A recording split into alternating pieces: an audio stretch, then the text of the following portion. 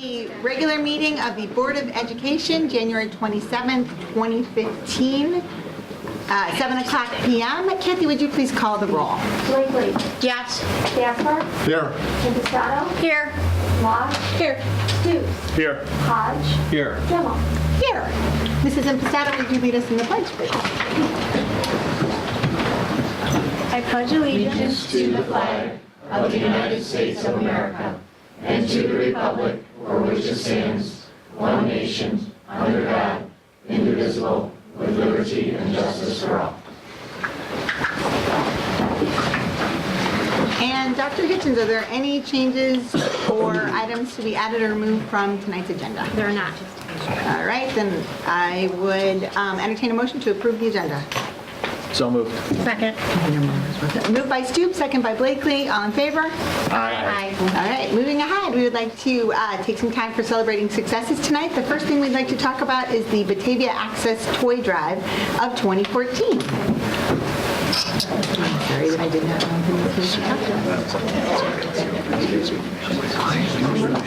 Come on up. Good evening, There's coming up. Well, it's kind of crowded over there. Just wherever you can stand. Grab a microphone.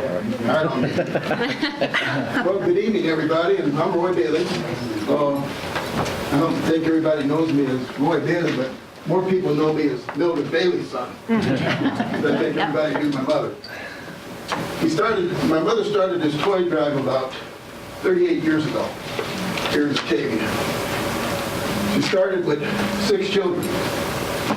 She had the fire chief and a few other people here in Batavia that said that they were going to have a Christmas for some needy children here in Batavia. Over the years, that has developed not from 6 children, but this year it developed into 600 children. Wow. I don't do North Aurora. I don't do Elgin. I don't do Geneva. I do Batavia. We only take care of children here in Batavia. Kind of a little bit of the history. But this year, my wife, Jeannie, and I know everybody knows the voice of Batavia, Rudy Dubas, who's my partner. They put this whole program together over the year, where they're buying toys, washing toys, putting toys together to make sure that Batavia children have a Merry, Merry Christmas. This year, I didn't think I was going to make it. This year, our toys are up at the Old Baptist Church. They give us that facility to use to store our toys and to have toys to be given away on that Christmas.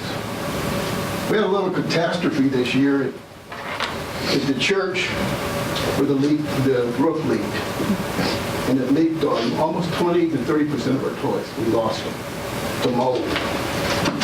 Can't give toys to anybody that's got mold on. In the past years, we've stored these toys in the basement of the church. And I asked Coach Piran, I go, Coach, can you bring the guys over and help me bring these toys up? And in the past, he's always been able to do that. But this year, we couldn't do that. We had to throw the toys away, and I could not have these kids get contaminated with toys. It was a really, really tough time up till the 7th day we were going to get toys away. Because at that point in time, we only had enough toys for about 189 children. And BATV came on and they says, Bailey, we're going to give toys away at the basketball game. Maybe that'll help you. And it did. Coach Piran gave me a call and he says, well, we're going to put some toys together for you too. And I go, okay, Coach. He says, can you meet me up at the church? Because I got a few bags of toys that I'd like to donate to the program for you. So I got to the church that morning. My wife and I pulled up and there wasn't a few bags of toys. It was a truckload of toys. Over 300 toys was in the back of that truck. I couldn't believe it. And as the coach always says, he goes, once a bulldog, always a bulldog. I go one better. Once a Batavian, always a Batavian. Because the Batavia people really picked up from that point and really made Christmas for 600 children here in Batavia. I kind of left away from that and started thinking about it with my family, and I go, we're still not going to make this toy. We've got enough. It's getting better. Some of the football team came over and I go, they said, what can we do for you to help you? And people donate to it. They donate puzzles. Some of these puzzles got 500 pieces in them. See these guys down there counting. Hank, stop it. I was at 300. I got to start all over. That's these guys that do this. So I did get a call back from Coach home and Coach Perrin. They go, Bailey, we got a few more toys for you.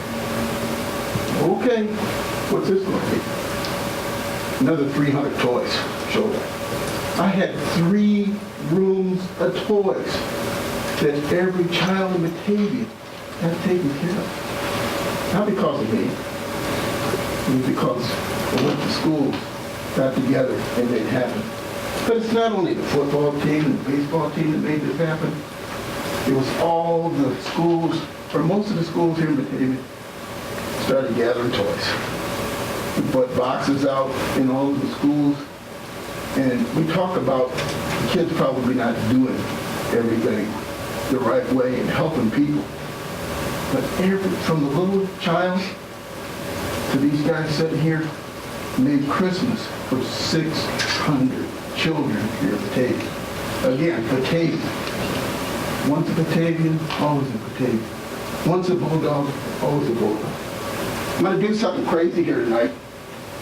I'm going to ask Coach to come up. I'm going to ask these football guys to come up and stand with me. And don't applaud me, but applaud these guys. So if you guys will come up, I'd appreciate it. Come on, Coach.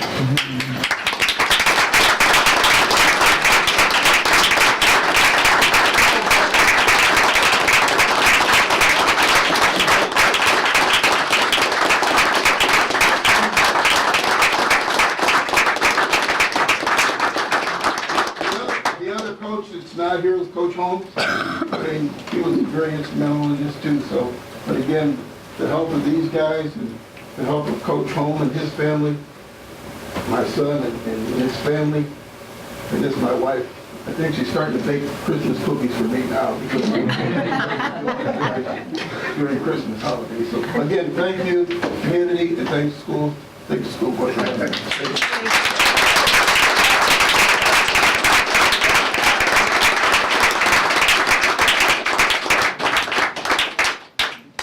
Thank you, Mr. Bailey. Next, we'd like to move on to our Fall 2014 Academic Athletic Achievements. I'm going to request that Dr. Hitchens stand up front. We have some certificates tonight. We'd like to talk to you about some of our academic athletes. We've got certificates for them, so when we call your name and talk about you a little bit, I'd like you to come up and get your certificate, shake Dr. Hitchens' hand. So it is with great pride that the board has the opportunity tonight to recognize the following Batavia High School students who have achieved exceptional academic and varsity level athletic success during their high school career. When I call your name, please come up to receive a certificate and remain here until everyone has been called. I'm assuming, Mrs. Gillerwing, you'll want to take some pictures, so don't rush off because we'll need to take some pictures. First, we'd like to talk about football. Noah Frazier.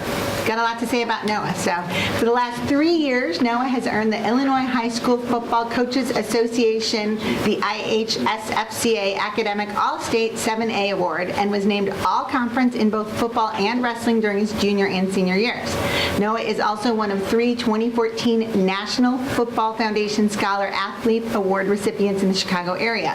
The NFF's prestigious Scholar Athlete Award recognizes high school students for their outstanding individual academic achievements, athletic accomplishments, and community involvement. Noah will be honored by the NFF as well as NFL and college football players at Hallis Hall on February 16th. This is the third year in a row that a Batavia student athlete has been honored with this award. Frazier is also a member of the National Honor Society and English Honor Society, Vice President of the National Spanish Honor Society, and President of the Batavia High School Student Athletic Board.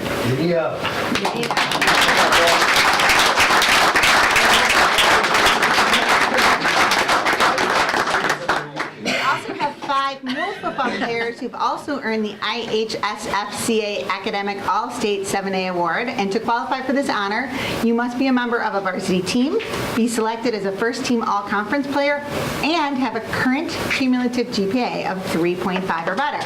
Nick Burnaby,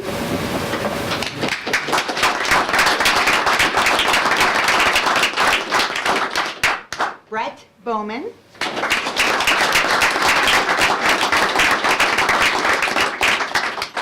Kanan Coffey,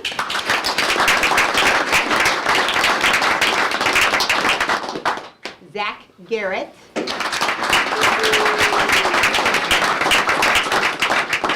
and Kyle Nimick.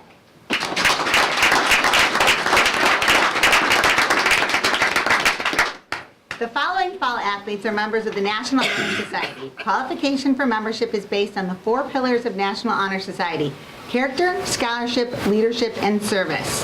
We have Nick Burnaby and Noah Frazier, who are already up here. I'd like to invite Peyton Puron,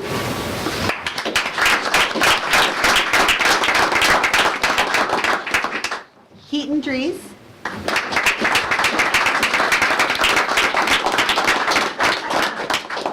Will Firth,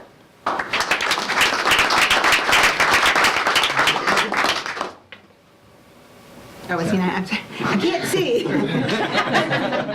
Matt Fabian, Eddie Golden,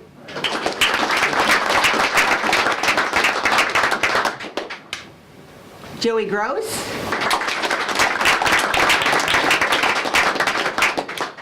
Brandon Nutley,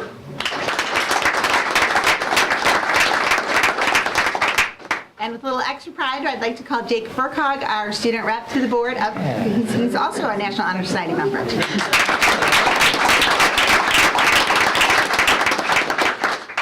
Our next athlete, Jake Lava, had quite a year in football. He was named IHSFCA Class 7A All-State Player, Upstate 8 River Co-Defensive Player of the Year, and Kane County Chronicle Player of the Year. This past weekend, Jake committed to Northern Illinois University after receiving a preferred walk-on offer from the NIU football team.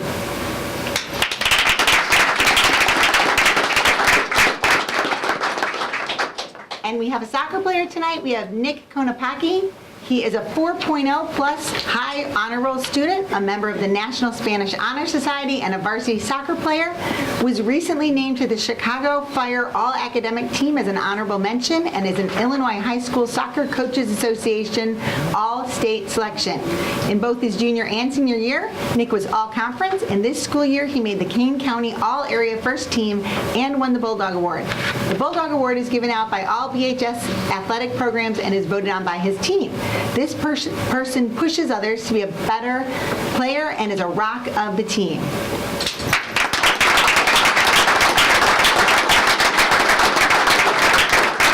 So as a board, we'd like to take a chance to say congratulations to all of these student athletes for their outstanding work inside and outside the classroom, and we are really proud of your achievements and wish you further success. Congratulations.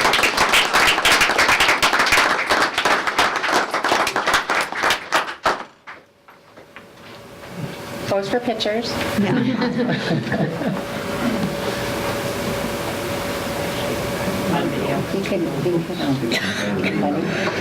Right. And as a side point, I just wanted to commend you all. Look really nice tonight. Yeah. Hey, Pete.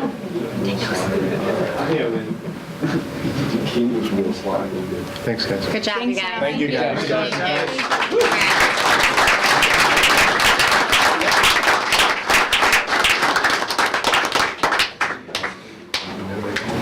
And we have one last celebration we'd like to talk about tonight. Mrs. Dinwiddie, if I could invite you up. We'd like to talk about the Patriots pen.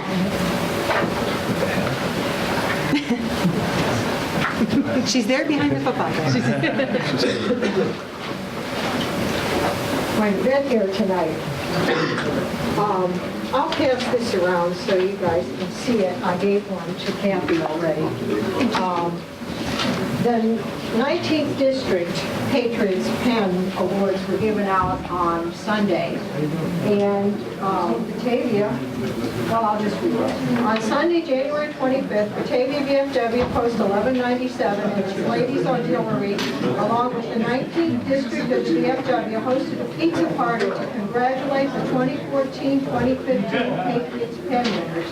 The participants wrote a 300 to 400 word essay on why I appreciate America's veterans. 3 of the top 7 winners were from Rotolo Middle School in Batavia. Those winners were chosen from over 1,000 entries from schools in the VFW's 19th district.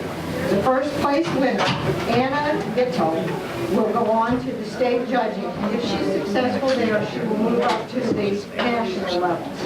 Students at Batavia's Rotolo Middle School weren't the only winners in the Patriots Pen contest. Julia Schaefer, an 8th grade social studies teacher at Rotolo Middle School, has been named VFW Post 1197 Teacher of the Year, and also the VFW 19th District Teacher of the Year, and she is eligible to win the Illinois State Department VFW and National VFW Teacher of the Year awards. Finalists in the Patriots Pen Essay Contest win $100 to $400 at the local level, and if they move on, can win much larger awards. The national first place winner wins $5,000 and an all-expense-paid trip to Washington, D.C. in March 2015. All of the students who entered essays should be congratulated for their efforts, and we hope to encourage them to enter the Patriots Pen program in 2015. Or if they have gone on to high school, they could enter the Voice of Democracy competition. Students in the 6th, 7th, and 8th grade can enter the contest in 2015, and the theme is What Freedom Means to Me. Those who have moved on to high school can dream for the USA by writing My Vision for America. Homeschool students are also eligible to enter the contest. The top 19th district winners are first place winner from VFW Post 1197, Anna Gittel. Anna is a student at Rotolo Middle School. Second place winner from VFW Post 1197 is Evan Holden, also a student at Rotolo Middle School. Third place winner from VFW Post 5036 is Vincent Lamb, a student at Redling Middle School. Fourth place winner from VFW Post 1197 is Julie Huber, a student at Rotolo Middle School. The fifth place winner from Post 11018 is Alira Parisi, a student at Eastview. The sixth place winner from VFW Post 5819 is Caitlin Kirk, a student at St. Alphonsus St. Patrick's School. And the seventh place winner from the VFW Post 5036 is Kayla Marie Makotis, a student at Haynes Middle School. And just a note to let all the parents, students, and teachers know that all entries are read by the judges, but the judges have no idea which student wrote the paper. The entries are numbered so that the numbers can later be matched with the student's name to ensure fairness. The judges score the papers, and the scores are totaled so that the papers with the highest scores from the judges are the winners. Thank you so much. Thank you.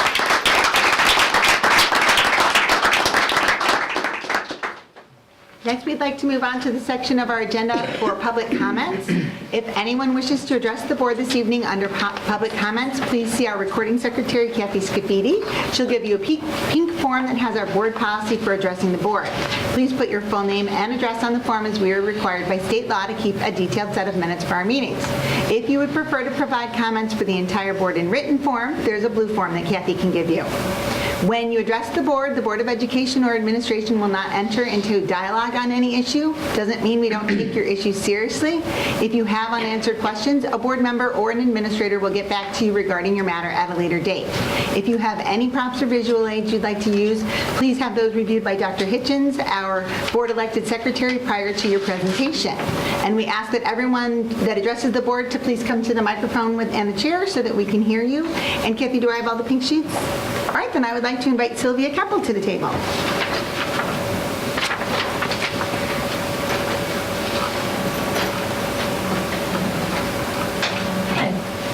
make some comments from the Finance Committee meeting last week.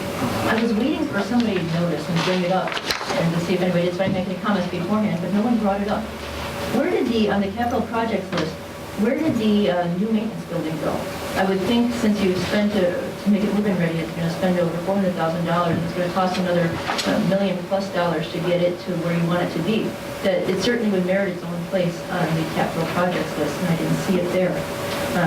Also, from there, I think you need to adjust your new classification system for the building.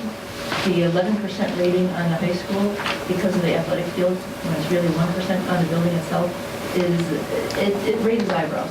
And I would think that you would want to have a separate category for needs versus a category for wants. And that might make it a whole lot more relevant when you're looking at those numbers and those rating systems. And for tonight, I also noticed that what happened to, in one of your documents that has the athletic fields or has the improvements at the high school as a medium. However, in the comprehensive capital projects list, it's a low priority, the measure is a low priority. So I know some discrepancy there that you might want to take a look at. And I'm hoping you answer these during the meeting because I won't be here. I have to run over to the city to their committee of the whole meeting where they'll be discussing some interesting things, including your request for a great increase in the fees for developers that you have not given them justification for. So I want to see what they do with that. So I hope you answer that. I'll be watching on the TV. Thank you. Thank you. I'd like to invite Christina McGurker up to the table.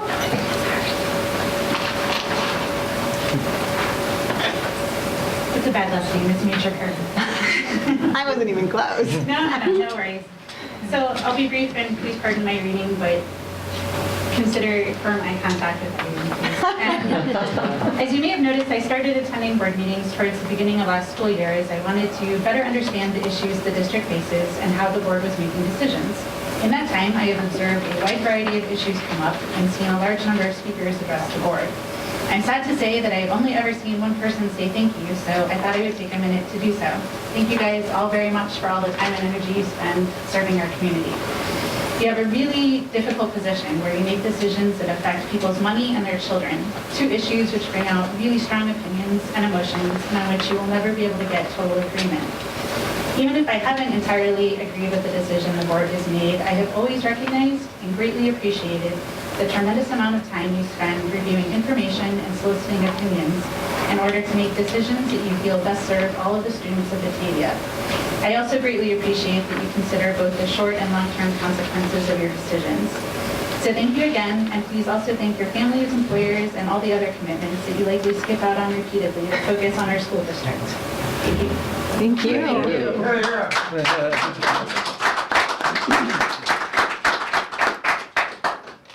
I'd like to invite Michelle Alache up to the table.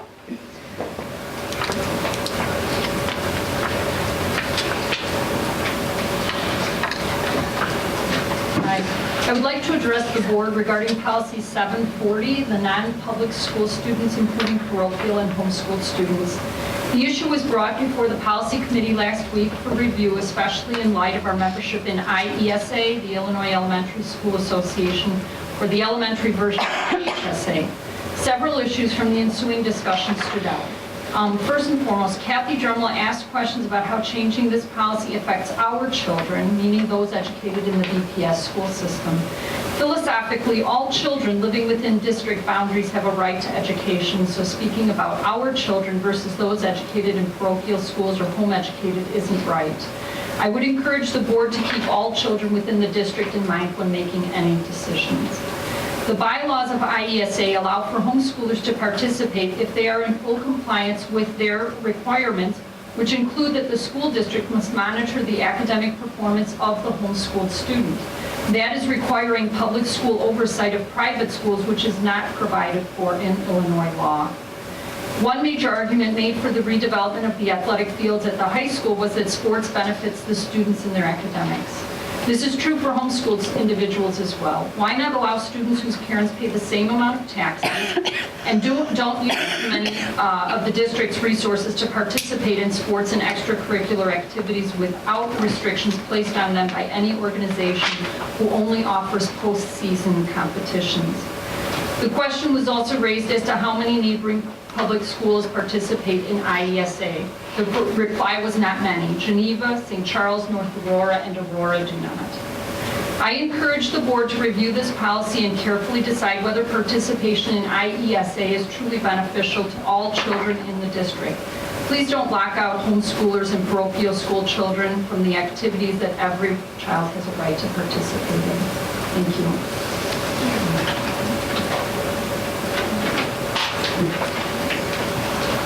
I would like to invite someone from BESPA Leadership to join us at the table.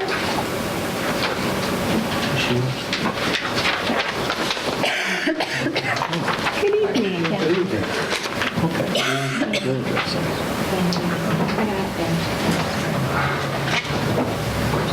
I'm Tim Beckers. I'm the former secretary of VESPA. I'd like to introduce Ron Kippy, who is now secretary. I have been moved to vice president. Congratulations. We had a couple people step down, Greg Bowler and Angel Eldaris, and we want to thank them for their service. And we have the new treasurers, co-treasurers, Sue Carpenter and Cindy King. And that's kind of just our update. Thank you so much for joining us tonight. Congratulations and welcome. What is, I'm sorry, I didn't get your name again. I'm Robin Kipling. Robin, sorry, thank you. Thanks so much. Thanks, Robin. Thank you. I would like to invite Amy Biancheri, the BEA president, to join us at the table.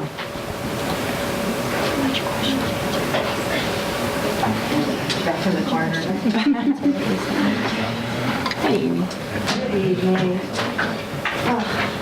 Well, thanks. I wrote down notes. I would like to congratulate Coach Holm and Coach Kieran and all the wonderful academic athletes, especially Noah, because he's in my first class and he's a great kid. Nice person. It's nice when that happens. And also to the Patriots Penn essay writers and to Julia Schaefer, who not only is one of our great teachers, but she's also the BEA PPACE chair, so she's very involved in the association too, and she's a great teacher. So I have a couple of things I wanted to update you on, because as you know, in the fall we had the listening forums with our members, and we've been working hard with administration and with our members to get better communication, better collaboration, some real, feeling for the teachers. And I did want to update you with some efforts that we've been working on, because I'm feeling like we're going in a really positive direction right now, and I want to recognize that. So one thing that was a direct result of the listening forums in the fall was the concern at the elementary level for staffing next year, particularly with instead of just looking at class size, looking at the needs of the students and balancing, the need for smaller class sizes and not going over our targets, but also recognizing that some class compositions have much greater needs than others, and looking particularly at, their math data scores and interventions and ELL populations, students who could benefit from having smaller class sizes. So our executive officers in BEA met with Brad just a couple days ago, actually, and we worked out some problem-solving ideas for that in a very positive way. So we're working on that. That's one thing, and then also I and the BEA Vice President Liz McAlpin just met with the RMS incoming principal and Steve, and we did a lot of nice discussion, very, very helpful discussion on some of the needs of the building and some really good groundwork so that he can come in and really, lay a foundation that's good and that works well for everybody. And then also I just wanted to update, I'm sure you probably already know this, but the CEC, this Consortium for Educational Change, is going to be doing site visits in the district in April. And they are a wonderful organization that we've been working with for a long time. I was very happy that I was invited to be a part of the initial meeting with senior management and with Carrie from the CEC, because it was really helpful to have the teacher voice in that meeting as well. So we really appreciate that, and I'm happy about the efforts. And we're going to continue to collaborate, because the biggest challenges now for the teachers and the things that are stressing the teachers out the most are a lot of these, we have to do all this Common Core implementation and the park testing, and we're starting the student growth pilot because that part of the law is starting to take effect. And all of this is happening at once. So there are many, many stressors, and it's nice to have this, this going in the right direction that way. So I just wanted to recognize that. And just a couple other things that are pretty quick. We did, the BEA invited all of the board candidates for our next meeting, which is next Tuesday. And all 8 candidates are coming, so that's exciting for us. And we will be asking each candidate questions for 20 minutes, and then afterwards we decide whether we want to endorse candidates or not, and then who to endorse. So that's coming up. And then I guess the last thing, this Friday through Sunday, I will be attending the National Women in Leadership Conference for the NEA, which is fully NEA funded, so district does not pay for anything. Double A. Sure, yeah. And I'm very excited for that, but I did find out I have to give a 3-minute speech in front of the president of the NEA, so I'm also very nervous about that. But I will, like I said, bring back any information. And I should probably also point out that Tim Beckers got recognized for a leadership position at IEA too, and he's going to an up-and-coming leaders conference, and I'm going to brag about him since he didn't brag about himself. Thank you, yes. We did not know that. Thank you, Amy. We do not have any PTO left here tonight, do we? High school, yes. Oh, we do, high school. All right, I'd like to invite reps from the high school to come and address the board. You're not on my list. I'm excited to have you.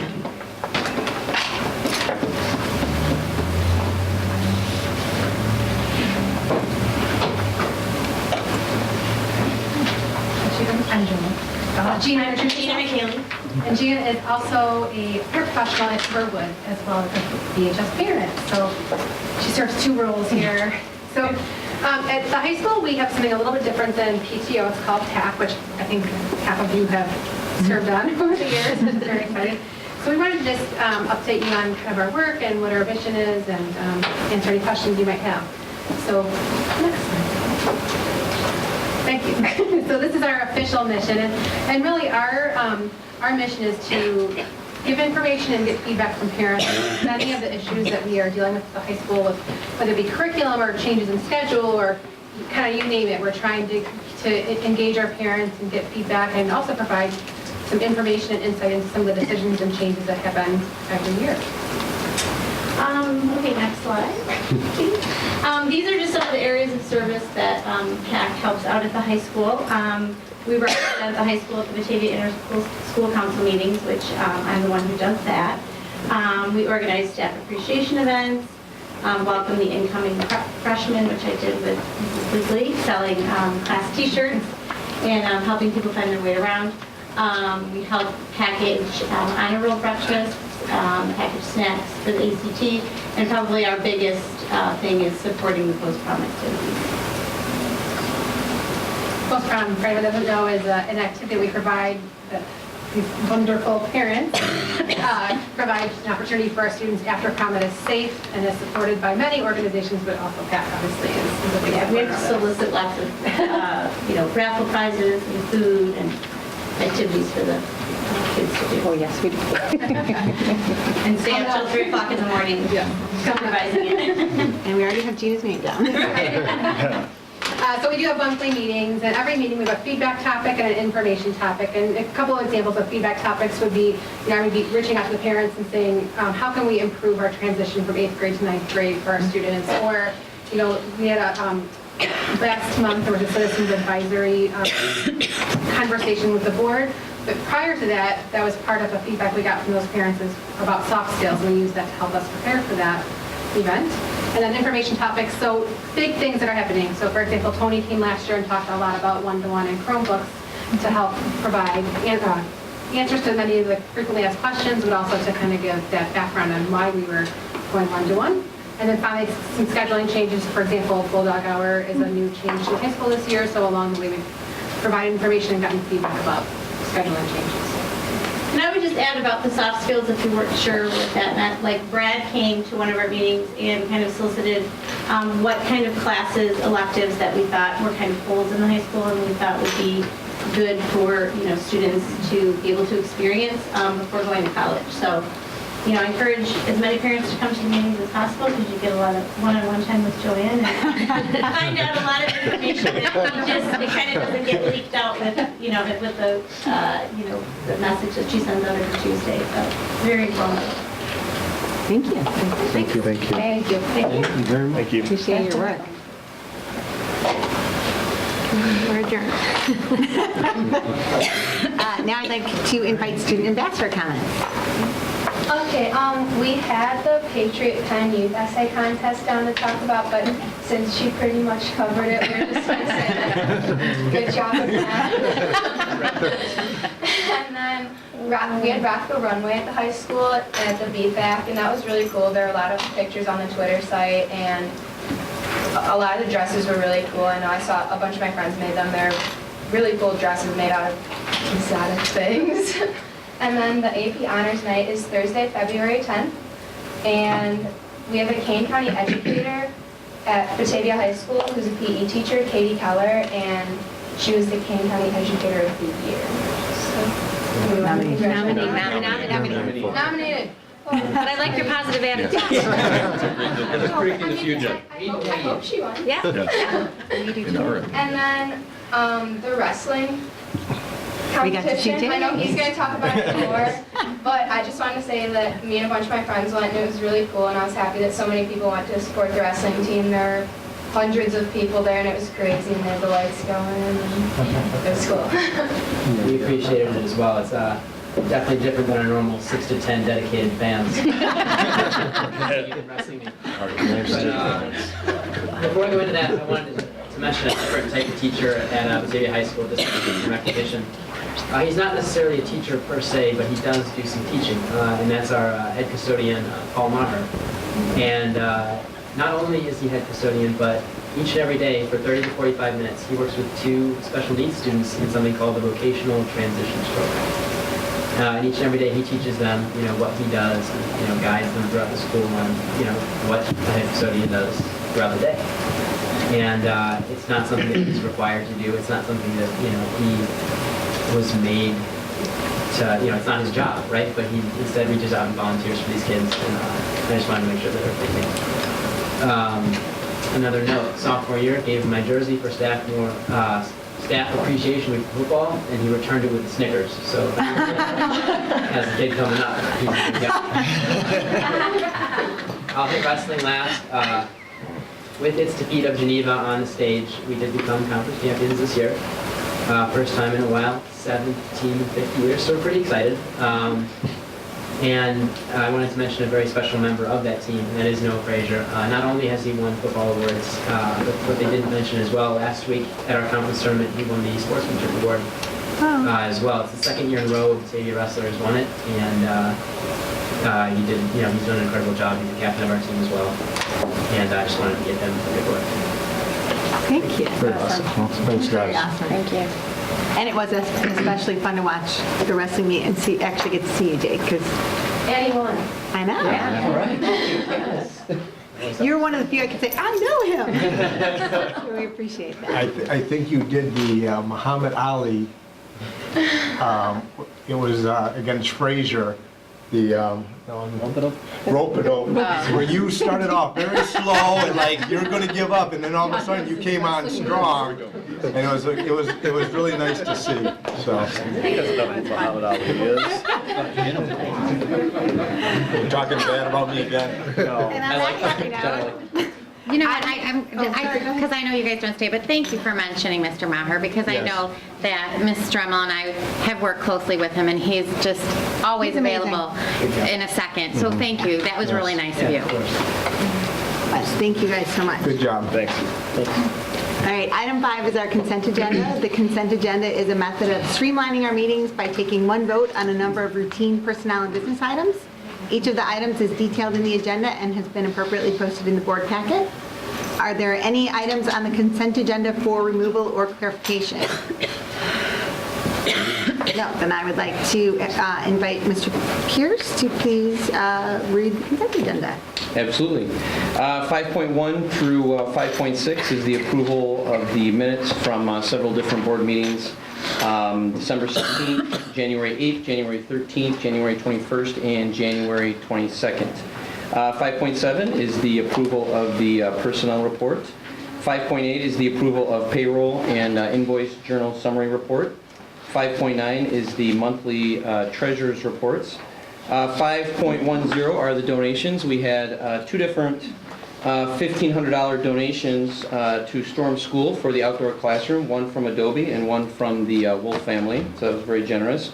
We also had a donation from the American Heart Association to Rhonda Gamlin and JBN PE. They donated a Boulders education kit, which I believe was valued at $370. We do have 5.11 with the approval of one single FOIA request.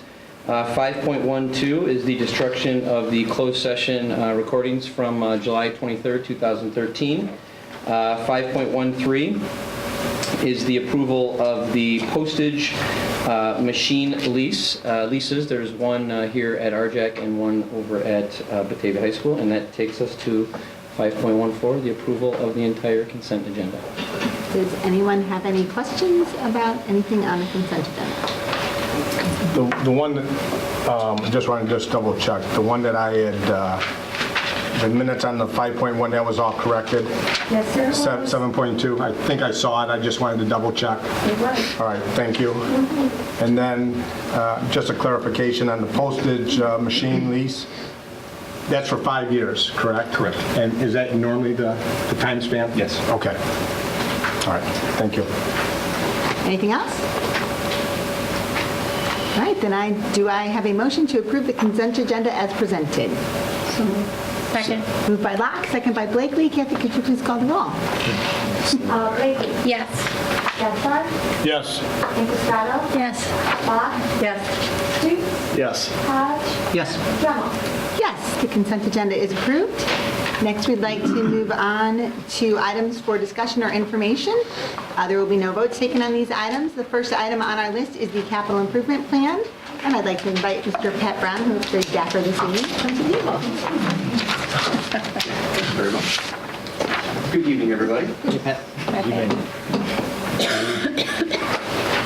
So it is that time of the year again to talk about the capital improvement plan. The full report was published in the board documents, and I'm here tonight to highlight some of the elements within that report. One of the first things that I wanted to do is just take a couple of minutes and talk to you a little bit about the process that goes into the development of this report. Many months are spent, starting as early as July, to start to bring together all the elements that go into this report. Things such as going through and surveying the assets throughout the district, looking at their condition, talking with our engineers and our architects to make decisions about what is the anticipated life cycle or usefulness of that equipment that is left. And then to develop a database of all those elements that are in there. So that could be anything from our roofs and walls to the various mechanical components such as your boilers and chillers that are in the district. After we've got that database developed, we spent time surveying the various stakeholders throughout the district just to see if we can gain an understanding of how the buildings are or are not serving their needs, and are there areas that are of concern that need to be brought to our attention that we may not know about. So spending time going through those surveys, getting that information back. Then based upon the responses, we set up opportunities where we will sit down and speak with those individuals so that we can gain further understanding based upon what we're seeing.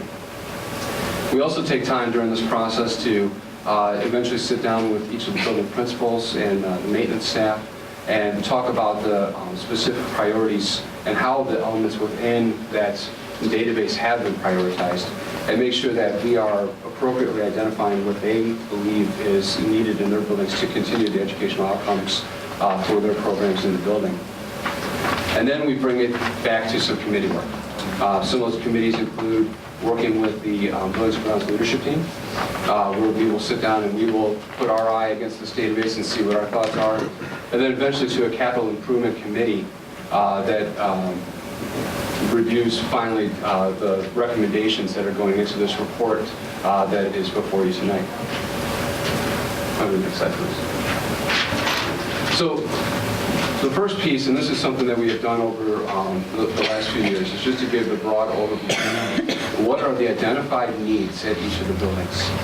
And the numbers can be shocking when you see something like $18 million at the bottom of that total line for the next fiscal year.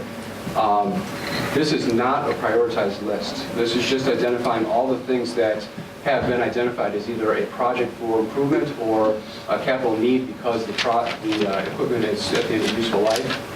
But it's not a prioritized list. And that's one of the things that I want to stress. As we get further into the report, we'll talk about where some of the needs are within the districts and how we prioritized and break out this list a little bit more. These are just simply to point out that these are the types of the dollar values that are assigned to each of the buildings for the total of projects that have been identified that could be performed in the buildings to make improvements to programs or to the useful life of those buildings.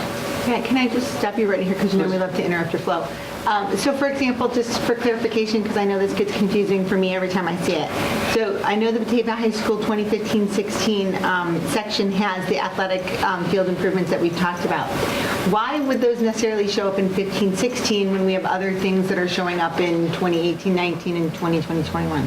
Sure. So, for example, with the high school project, that is a project that the board has identified that it would like to do at some point.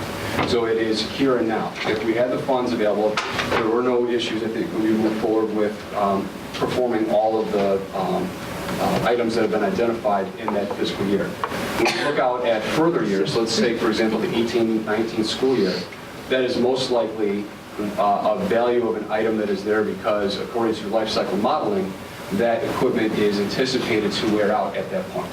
It may or may not, but that is the manufacturer's recommendation for when a piece of equipment is expected to last until. So we assign the value to that fiscal year. And this chart really is designed to help just show what's the current number of projects that have been identified, whether they be for programmatic improvements or to replace worn out components of the buildings in that first fiscal year.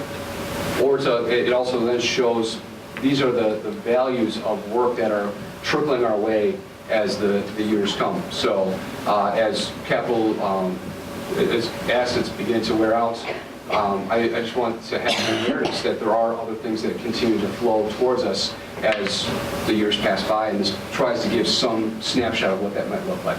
So this is a wish list as well as a needs list? That's correct. So showing 2016, 2017, like Hooverwood, you're not anticipating any needs? Is that what that is? Okay. That is correct.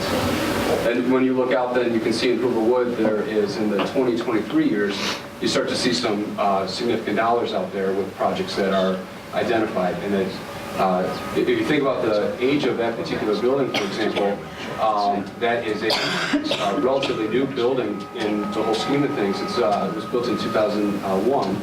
And so we would expect that many of those components would have somewhere in the ballpark of a 30 to 35-year lifespan.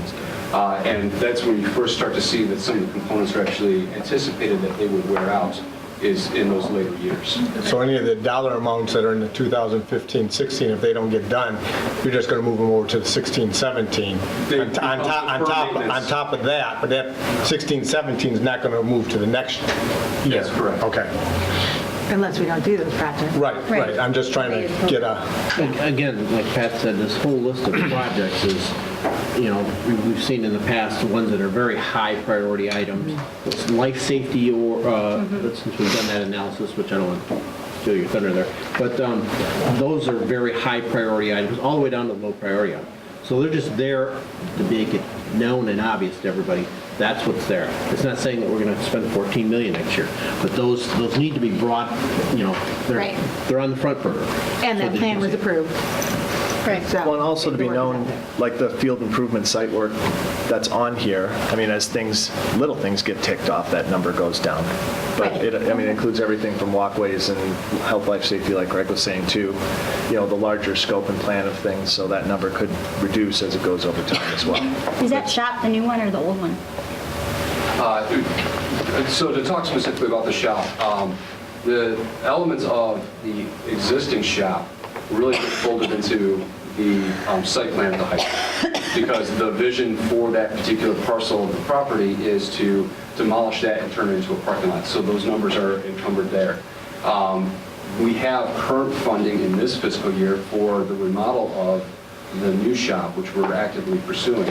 So that's why you don't see anything budgeted there, because technically we're working off of the 14-15 fiscal year for budget.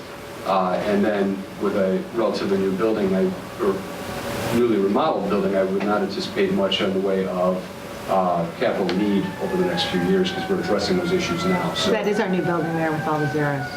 I'm sorry? That is our new building there with all the zeros. That's technically the new building at this point. Right. yes. I like zeros. We like zeros, Pat. Thank you.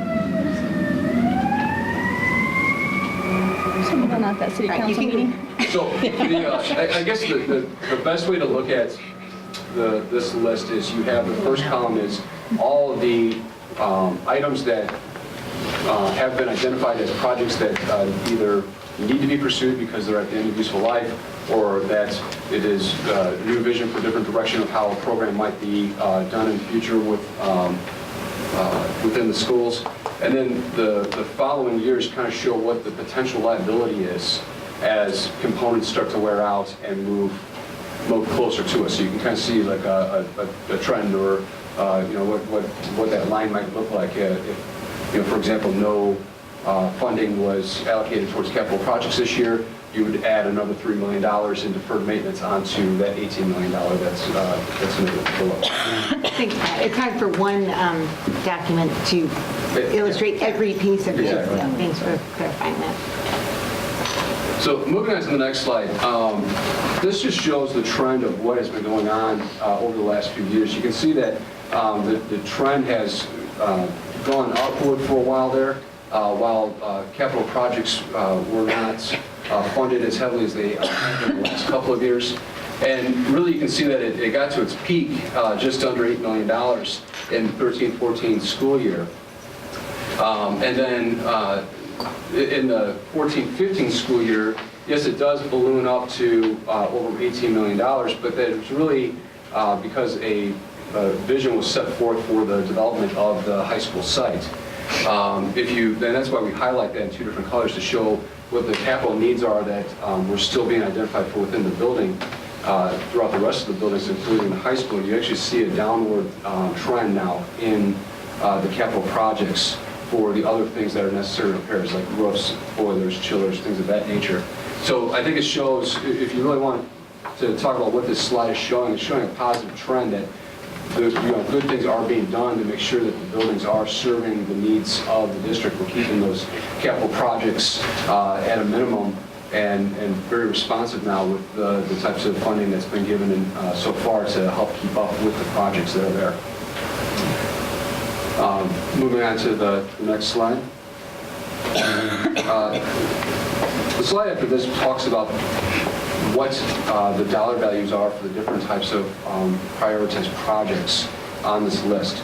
But before we got to that, I just wanted to share how this report was put together, what the criteria was for which the projects were prioritized. So first and foremost is the health and life safety projects that are identified in the 10-year health life safety survey. We also take very highly the concerns to make sure that the security of the building is a top priority. Then we look at those critical functions. So again, these are your basic need type things. Keeping a dry roof over the heads, providing a well-lit classroom, thermal comforts, things of that nature are considered the critical functions. Support of student learning. So if a project were to come forward that would renovate a classroom for a need, because that is a direction that the district is starting to go towards. So for example, remodeling of some of the computer labs, actually disassembling some of the computer labs in the last year. that's considered a support of student learning, we repurposed the use of that particular space and turned it into something else. And then lastly, looking at anything that offers some sort of energy savings, some sort of sustainable initiative, which ultimately has an impact on the overall operations budget because it reduces the utility consumption in that portion of that budget. So that's the criteria for which we get to the next slide that looks at the... Hold on, Pat. On the number one, just to refresh my memory, the health and life safety required project, is that coming from like ROE and from the fire department and all that? Actually, or is that coming from us only? That's coming from our architect, actually. We commissioned the architect to do a study of all the buildings. They apply current codes, building codes, to the buildings, and that's the purpose of it. It's 10-year cycles where the buildings are analyzed to make sure that they are meeting the current codes and renovated and brought up to those standards. Okay. The board approved that report in November a few months ago. Just wanted to, because I know ROE comes in every year and does certain things, and they're always checking for safety and... And actually, the ROE very heavily relies on this particular report when they go back and reference. Usually it's verified by architect if there's a question of that nature. Okay. So the prioritization then feeds into this next piece that looks at the levels of how we prioritize the dollar values that make up that $18 million that was on that first slide. So as you can see, in the next fiscal year, we have about $158,000 worth of work that was identified by the architects that should be done. That does not complete all the health, life, safety requirements. There are still projects that need to be done within 3 years and within 5 years based upon that report. But for the next fiscal year, there is about $158,000 of work that would need to be done. So we will develop those plans, get that out to bid, and it's really a non-negotiable at that point to see those through once the state approves that list.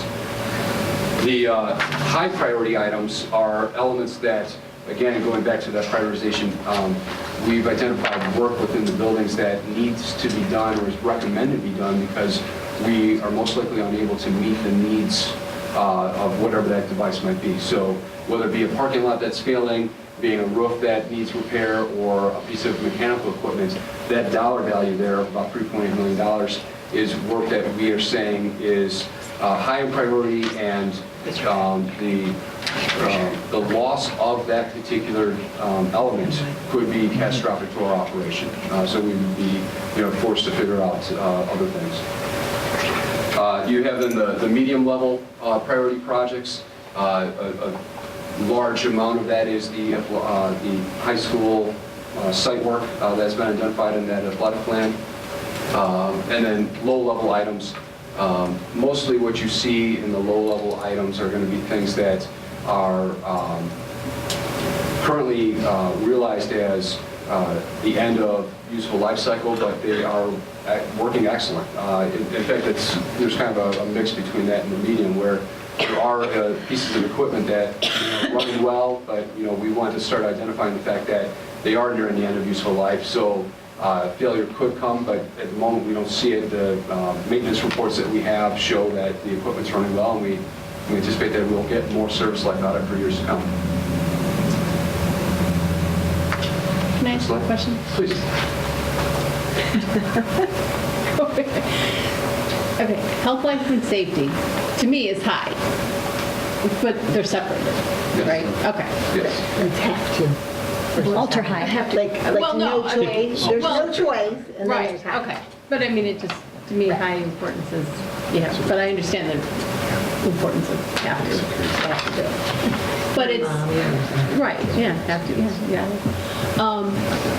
But then you also said, like, this, we have to do this year, but then there's also some stuff that you're extending out to 3 years, 5 years, and that's okay. Yes. That, okay. Just like we go through and we do analysis of how critical a replacement is for a piece of equipment, they've done the same thing in that health and safety report.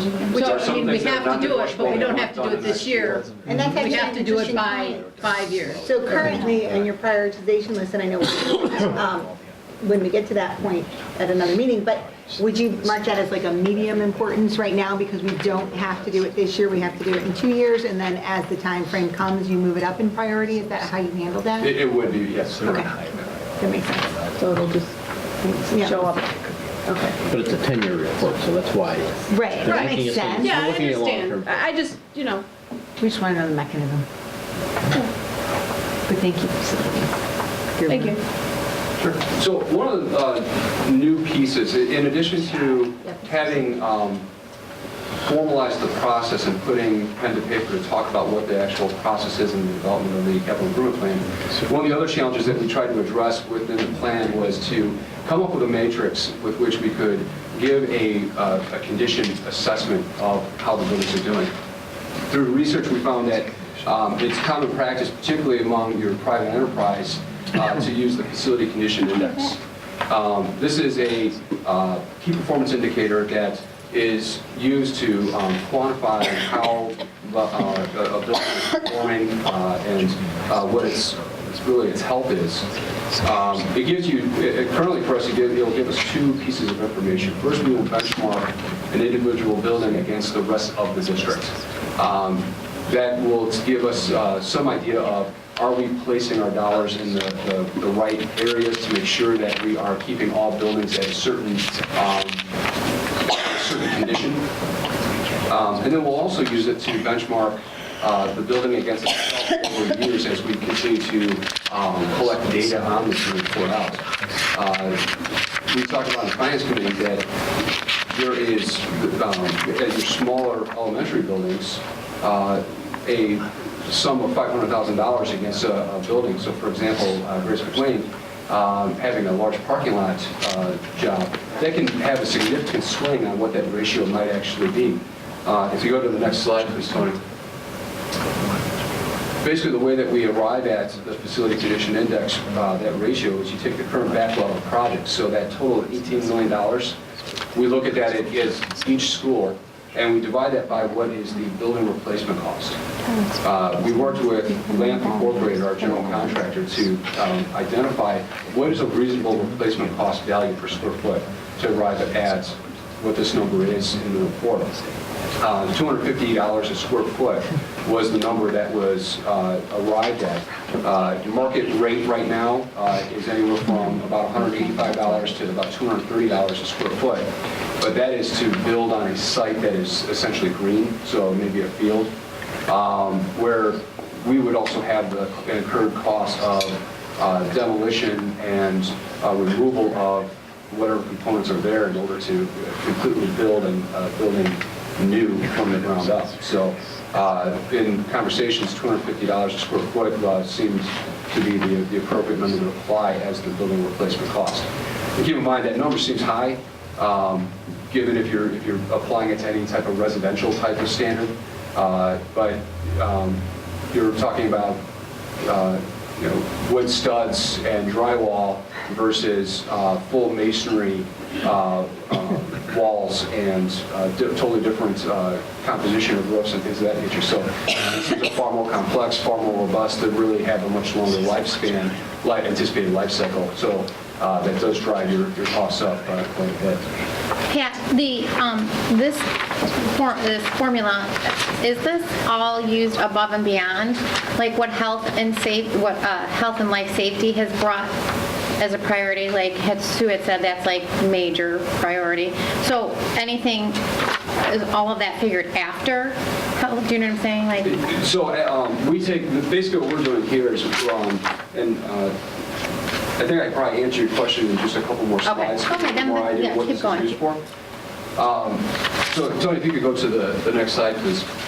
Within this ratio, there is a condition scale that is recognized to be used. So 0 to 5% replacement cost, that ratio, if you're in that range, that's considered that you can give that building a good rating. And on the conversely, on the other side, if you exceed 30% as a ratio, that's considered a critical rating, one with which you really want to look at making some major investment or potentially decommissioning the building. So next slide, please. So charting that out a little bit, wanted to show just exactly how the district stands. If you look at the bottom there, every school is represented on that chart. Keeping in mind that 30% is a critical rating and your 5% is a good rating, the majority of school buildings in the district all get a good rating. So the reason why I'm showing this is I want to give some other matrix that we can look at to essentially support that, yes, these buildings are in good shape. We have quality buildings in Batavia. We do not have overwhelming concerns about where, have the capital investments made in the buildings been positive and ensure that we have quality buildings? Yes, they have, and I think it's indicative with something like this. And it's something now that we can track and look at moving forward. So, for example, Tony, if you go to the next slide, I want to show the building that is starting to encroach that 5% threshold and move over into the next category is J.B. Nelson. It's the oldest building in our district. So we would expect that we would see a higher ratio there because of the age of that building. And we would have to make some decisions about whether or not we want to pump money into that to continue to drive those costs down and keep that building really setting standards. I think that's going to be some of the next work that's going to be done as an improvement piece, is to define what are the standards with which we want to hold for all these buildings. Is under 5% the standard that we hold to? And then that becomes some of the strategy behind how money is placed into capital projects. I also pointed out a couple of things. It was mentioned earlier that without the site improvements on there, that drastically drops the high school site down to 1%. All of the money that was recently put into the additions and remodeling, yes, it made a major impact. The building is not in poor shape. It's actually in very good shape. But there is a project that is out there that the board would like to see done, and so we're identifying that yes, there is still money that should be allocated to see that portion of that work through. Another thing just to note, if you look at the differences between Grace McWayne Elementary and HC Storm, which is Hoover Wood, which is the second to the last category over there. Sister buildings, same here, but yet Grace McWayne is starting to encroach that 4% range, whereas Hoover Wood is down at 0.25% as far as a facility condition score goes. Why is that? That's what I was talking about earlier, that one project can drastically swing the ratio. We have a parking lot improvement there that's valued at about $450,000, and that is driving that up. We take care of that particular issue. The building drops down to a similar score as Hoover Wood has. So those are the types of things when I say that we will benchmark on an annual basis and look at what has been done to make improvements to get these buildings down to particular scores that we would expect. We would expect very low scores from a building that is new as McLean or Hoover Wood.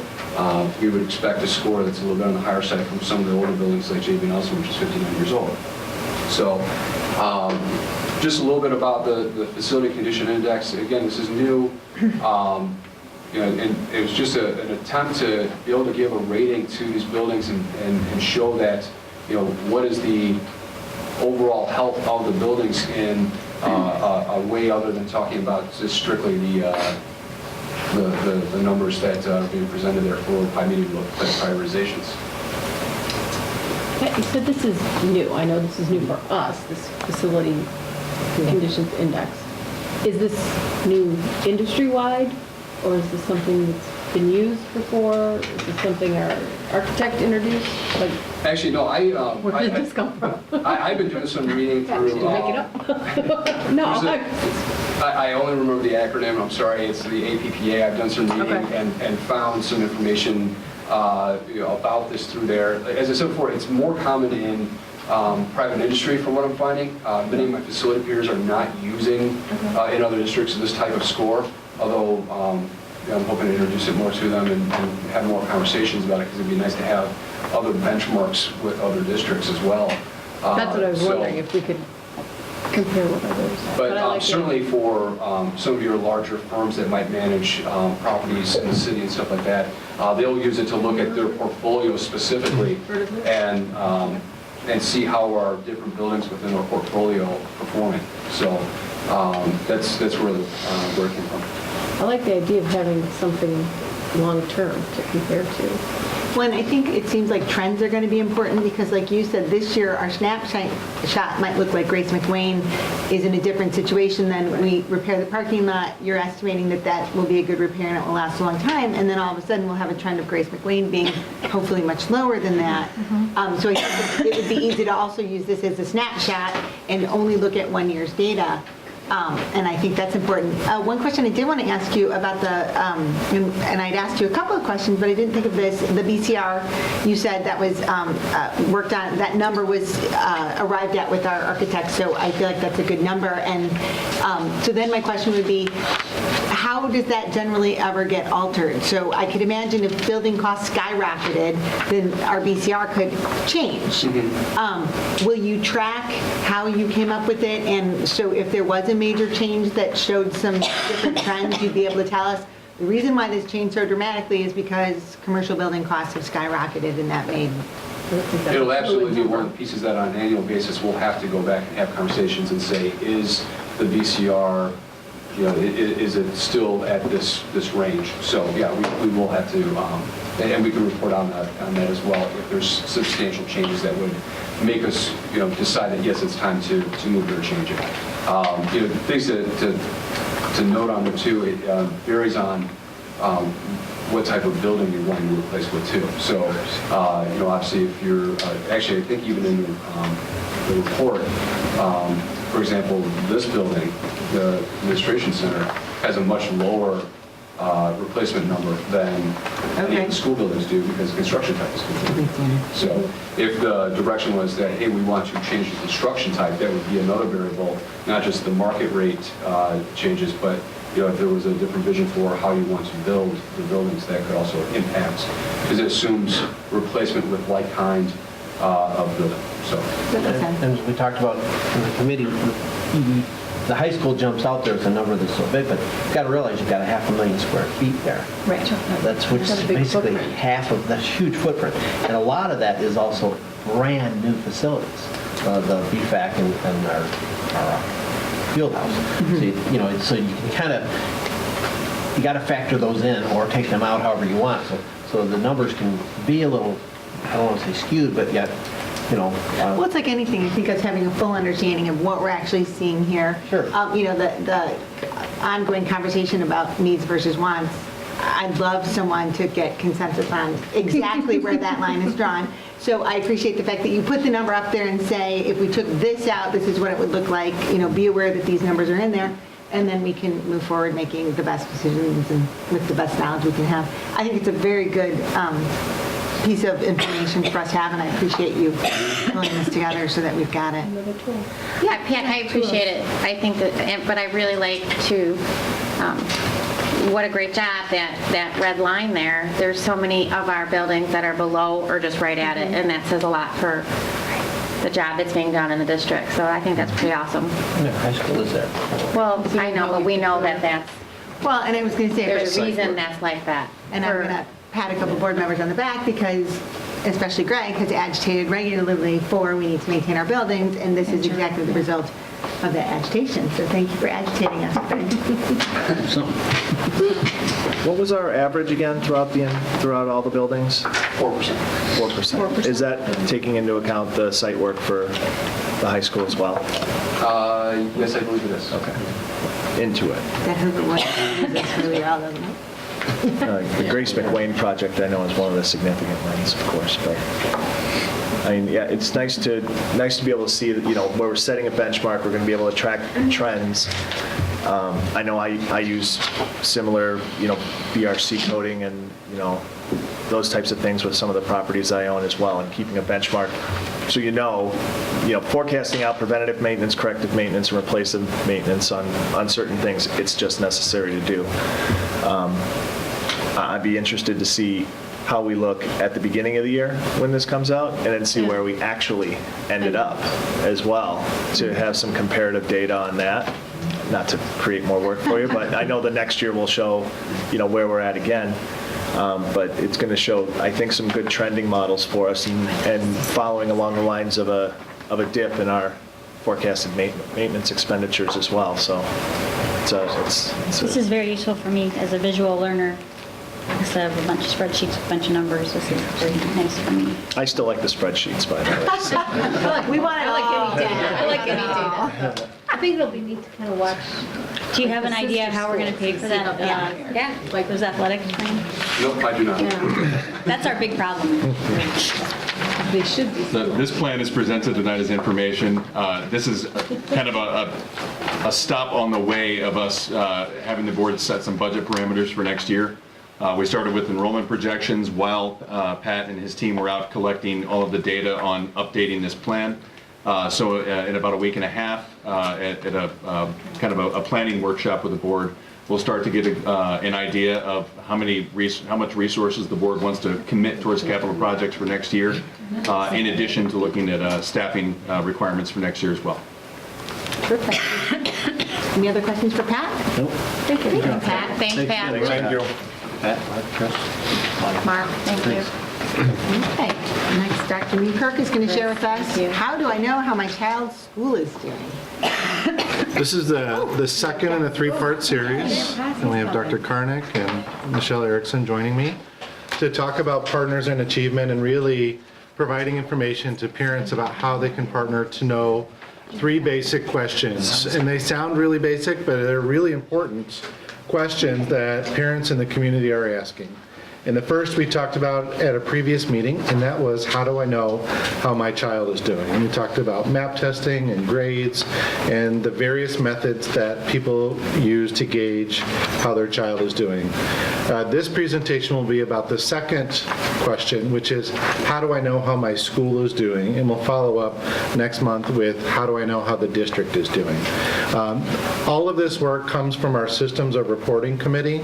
They really found that again, people really know how their child is doing, and they feel very informed. They feel less informed about their school and even less informed about the district.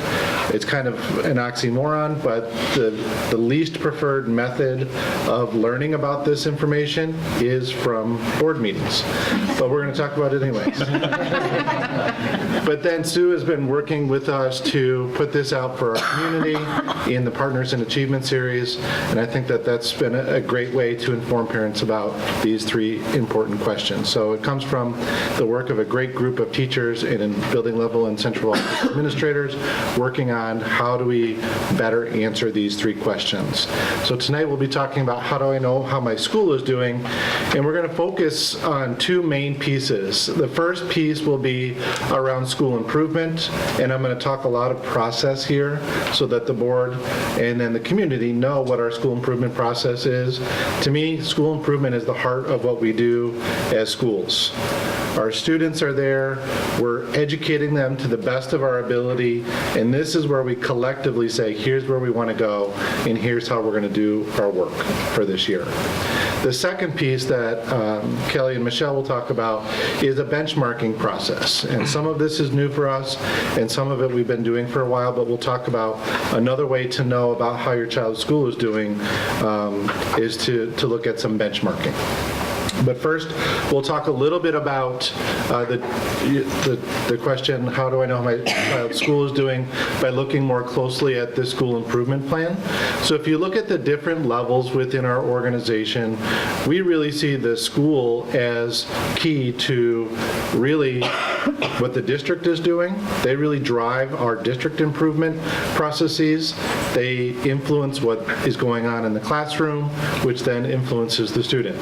So really the heart of this is school improvement planning. So we're going to spend some time talking about the process that we use in Batavia. To me, it's a great process that allows us to really facilitate growth amongst all of our schools. So we'll go to the next slide. This is a graphic that shows our school improvement planning cycle. And it's a 3-part cycle. It looks very complicated. And it really is. It's the work of schools is rocket science, believe me.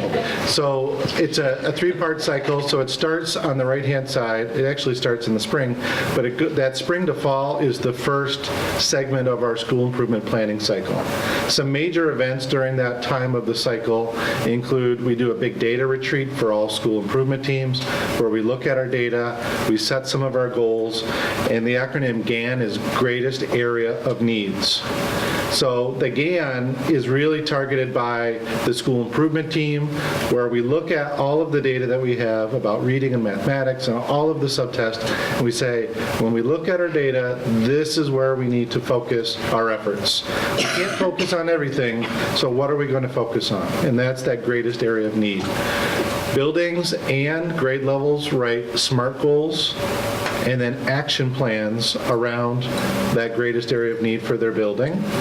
And then they really launch into the most important work during that fall to winter cycle is, what are we going to do to change instruction and the learning environment for students so that they're more successful in our greatest area of need?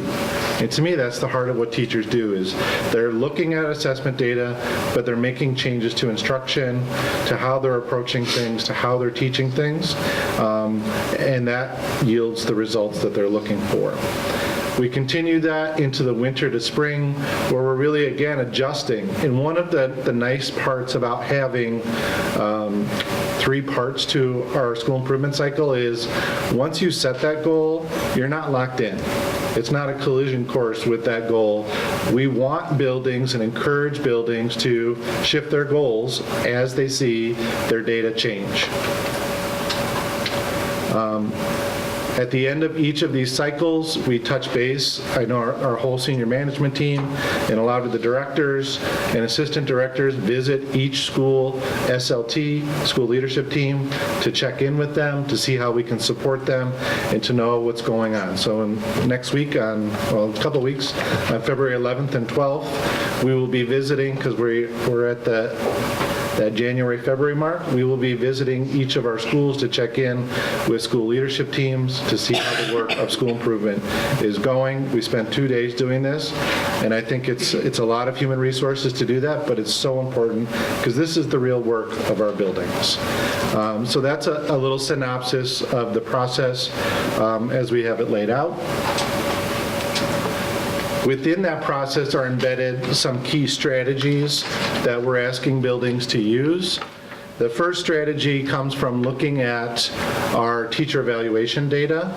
So teacher evaluation is in 4 domains, and when we're seeing needs, we try and build capacity there. And with changes to state standards in almost all of our core content areas, it's no surprise that planning is an area where we want to support teachers. So we ask them to talk about planning within the school improvement process. The next 2, assessment for learning and goal setting with students, are high value strategies. So there's an author, his name is John Hattie. He wrote a book called Visible Learning, where he looks at meta-analyses of studies and determines what practices within schools have the most positive impact on student achievement. And these are 2 that have a really large effect size. So getting kids involved in goal setting and using assessment to guide instruction are 2 high value strategies, so they're embedded within our school improvement planning process. And then something that we all strive for is to really get all of the players in schools engaged in the work. And that's not just teachers, and it's not just students, but it's parents in the community as well. So schools are working within their plans to talk about communicating what's going on around their school improvement plan and what the work of the school is. On the next slide, these presentations are really outwardly focused because we want parents to be our partners in education and the community. Here are some guiding questions that we're going to try and communicate to our parents about school improvement. School improvement is maybe not a hot topic at PTO meetings, but I really hope that it is, because this is a lot of work and effort goes into this process. So some key questions for parents especially to be asking and to know the answers to these questions is my school making progress towards their goals? That's a really great question. And principals, I know, are putting out information all along this process, and teachers are as well, to help inform us about the answer to that question. Second question, what has changed in the school or the classroom in order to achieve these goals? Basically, what's in those action plans? What's going to be different for my kids' experience or the school's experience? And those things are detailed in their action plans. And then we also want parents to know that we do want a true partnership. We don't want to just give them information and say, let us handle this. We really want them to partner with both their school and their child's teacher. And as a parent, how can I help? And I think those are really healthy discussions. So those are 3 guiding questions for parents in the community when looking at information related to school improvement planning, which has a huge impact on our buildings. The next slide is, all right, parents, they're not going to make maybe an individual phone call to their child's principal about those questions, but there are some, we talked to principals about what are the different ways that parents can be informed about what's going on related to school improvement planning and progress. The main methods are the school webpage and then building and grade level newsletters. Those are really the main focus of communication, communicating what's going on around school improvement planning. There are some ancillary methods. There were dozens of ways that principals communicate this, but some of the major ancillary methods are at curriculum nights and open houses, the use of social media, and then posting the school's goals somewhere on a bulletin board or within the school environment so that it's front and center for parents and students to see that when they're in the school building. So those are ways that parents can find some answers about what's going on related to their child's school improvement planning within their child's school. So this is how we are communicating now? Yes. Do we know if that's how, I mean, I know we've talked about this, but have we landed on this being the way that most parents want us to communicate?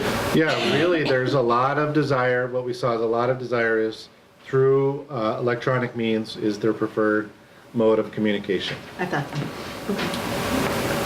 And I think because these things are when you look at them on paper, they might say one thing based on the lens that you're using to interpret it. I think we're going to look for ways to do more holistic, more comprehensive ways of explaining what's going on, including videos and podcasts, because I think parents are looking for that electronic communication, but maybe more than getting an email. Mm-hmm. And it's nice when we can go back to it instead of only getting it when you feed it to us, instead of having it available that now I have a question and now I can go look. So as a parent, that's great. So school improvement is one way for parents to know how their child's school is doing. And then Kelly and Michelle are going to talk a little bit about benchmarking. Sue, did you have a question before we move on? No, I was just, I like the idea of a podcast or something. I remember Chris doing that a couple times, and I could just, he did a video. It was BATV, they did the briefs. I was going to say, I don't call it podcast, but yes, we've done. I don't know the difference between one thing or the other. We'd like to hear that Just where I can click on the video on my iPad. Yeah. Oh, yeah. We're going to have Chris do a podcast. Yeah. Well, that might be, know that. A little musical comedy. I can't wait for this. Dulcet tones. This is spiraling. We need to get back on track. 1 a.m. radio DJ. Yeah, right. I'm sorry, another way that we can tell how our child's school is doing is through our benchmarking. We do that 2 different ways, internally and externally. So internally, we compare our schools against one another. Not kind of, that's how we do it. We compare them against one another, grade levels, entire buildings. And so what we look at we look at the data in a variety of ways. So in the past, we would have reported ISAT data to you. So we would have said how did our students do last year in ISAT. ISAT's gone. And then we're eventually going to have PART. But in that interim period, we're reporting from MAP scores, which we've had for years and years, but now that is what we have right now. So one way that we've looked at the data is through the percentage of students who have met their MAP growth targets. So I'll try to explain this simply, but the student gets a score on MAP. It's a RIT score, and then MAP projects for them, based on their grade level, their starting RIT point, and the number of weeks of instruction that will take place. So we look from fall to spring for a year's worth of growth. It'll project how many RIT points they should, on average, grow in a year. Basically to kind of keep them at that same percentage range. It projects that score. And so this first piece of data that we look at or report out is the percentage of students who met their growth targets last year from fall to spring. And the gray bar is reading and the red bar is math. So that's something for everyone to look at, but something for schools to look at too, and we'll break it down, for buildings by grade level. So it could be, wow, second grade at one school, this high percentage of students met their growth target, and that opens up the conversation amongst the building leaders as well as the teachers when they're able to articulate together what was going on at second grade at that building. How can we do that too? So it opens up some great conversation. Another way that I have the control on this one. Try it now. Thank you. So in addition to students meeting their growth targets, we wanted to highlight students who were proficient, so meaning on grade level for that content area.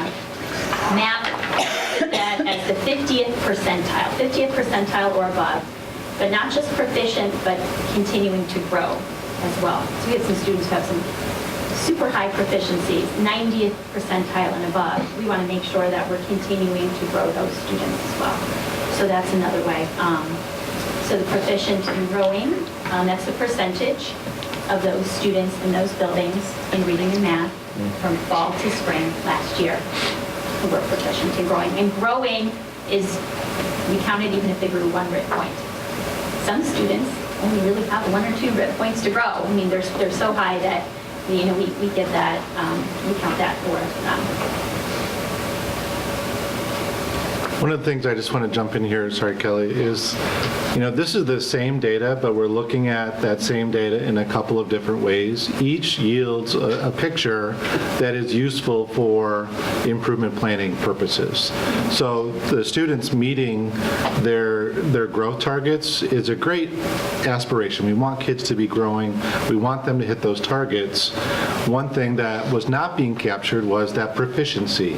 So a student can be 3 or 4 grade levels below and meeting that growth target, but they would never get to proficiency, their grade level. So we wanted to make sure to capture that piece. So we took the data and looked at it a little bit differently. The other thing is, some teachers were like, my student at 20 points was their growth target, and they made 19 points worth of growth. They did a great job throughout the year, but that's not captured in that first slide. So we tried to capture that in the second way of looking at the same data. So all of these are good conversations for our schools and for our students and teachers to be having, and we have learned a lot about looking at the same data in a couple of different ways. And Michelle's going to go into another one, which is kind of an external piece after Kelly. In a second. Yeah. We also look at, we benchmark externally as well. So a new piece that was added to our SIP cycle, our process this year, was providing our buildings with benchmark schools. Schools that were similar to them, not from our district, but from other districts in the area, who have similar demographics. We provided the schools a list of these buildings, and it's an ongoing process, to contact these buildings, have some conversations around school improvement, find out what they're doing in their buildings, and map data. We have it available to us for our district, but it's not something like PSAE data that we can go onto the Illinois school report card and pull out that data and see how did that district that gets map also do. So that would be something that other buildings or other districts would have to be willing to provide to us. So we provided our buildings with some of the neighboring or benchmark schools that are similar to them. One example, like we can show you, we give all of the buildings this data, but it's Grace McWing. These are their their benchmark districts. And I know that Mr. Modak has, contacted some of them. Of course, it's up to them to kind of be willing to share as well. So he's been in contact with a couple of the building principals, and they're continuing to have conversations about school improvement and how things are working in their district as well. So that's a new way of kind of externally benchmarking without looking at specific test scores. Is that, I'm sorry to interrupt. Yeah. Is that demographic for the whole school, or is it by grade level? Because that could change These too. were for the whole school, right? It could be different. We did it for the whole school. Okay. To start with, this was a new thing for this year. But yeah. All right. And then Michelle's going to talk about some more external pieces. All right, so while we like to benchmark externally against other districts, as Karnik stated, a lot of districts that we like to benchmark with, or that we have benchmarked with at the high school level, don't necessarily use NWA data, which again is our kind of standby right now because ISAT's gone and ARP's coming in. We don't know what's going to happen with that. One thing that NWA does for us and those who use it is they provide national norms. So it is a way for us to benchmark our buildings against what other districts nationally and other buildings nationally are also doing. NWA provides what they call growth norms, and this is an example for math of how our buildings have done in grades 2 and 3 when looking at math growth. It operates very similar to how NWA calculates a growth target for an individual student, in the fact that it is dependent upon the grade level and the starting RIT score in the fall as an average. So on average, where grade 2 started in the fall, and then how many points they grew come spring. So what we see here are where our buildings and these two grade levels fell on a national level. Example, Louise White, second grade, you'll notice a 99. So what that means is that group of second graders, where they started with their RIT score in the fall, 99% of the country also started in that spot, less than our students did in that building for that grade level. So again, these scores give us a way to look at how our individual grade levels and buildings are growing, but with that national comparison. And again, these are normed data points.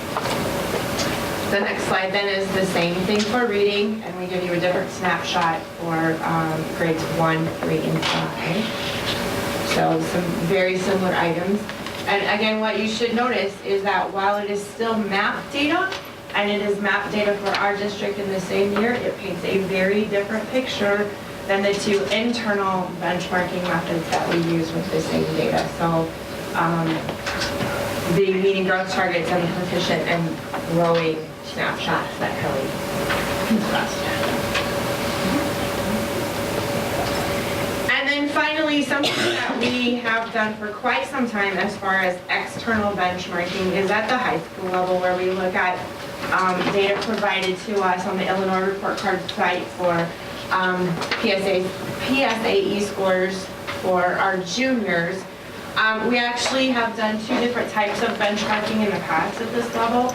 We look at how we as Batavia schools do in comparison to our similarly academic districts. So in this realm, we compare ourselves to Barrington, Elmhurst, Naperville 204, Naperville 203, and Wheaton Community School District 200, Batavia Public Schools. The first bar on the graph here for reading on the right, reading on the left, I'm sorry, math on the left. Look at that, reading on the left, reading on the left, math on the right, that first bar graph there. So you can see, as far as academically, we're somewhat comparable. The next slide then, we look at the same data, but we look at different districts. So we look at our districts that are directly neighboring us. So these are Central Community School District 301, Geneva, Huntley, Caneland, and St. Charles District 303. And again, you'll see a slightly different picture here. Again, this is not something that we would necessarily be able to do moving forward because PSAE, like I said, is going away. And we're not sure how Park is going to be with it, so. Chasing after a moving target. Yeah. So one resource that is available to any parent or community member, not just teachers or administrators, is the Illinois School Report Card. You can easily Google, and you can look at, parents can look at their particular school. They can compare against any school really in Illinois, and it doesn't just provide test scores. It looks at the enrollments and average class size. It looks at special population, demographics, for pupil spending, all of that type of information. Five essentials data as well. It's got a host of information available to anyone on its site. Any questions?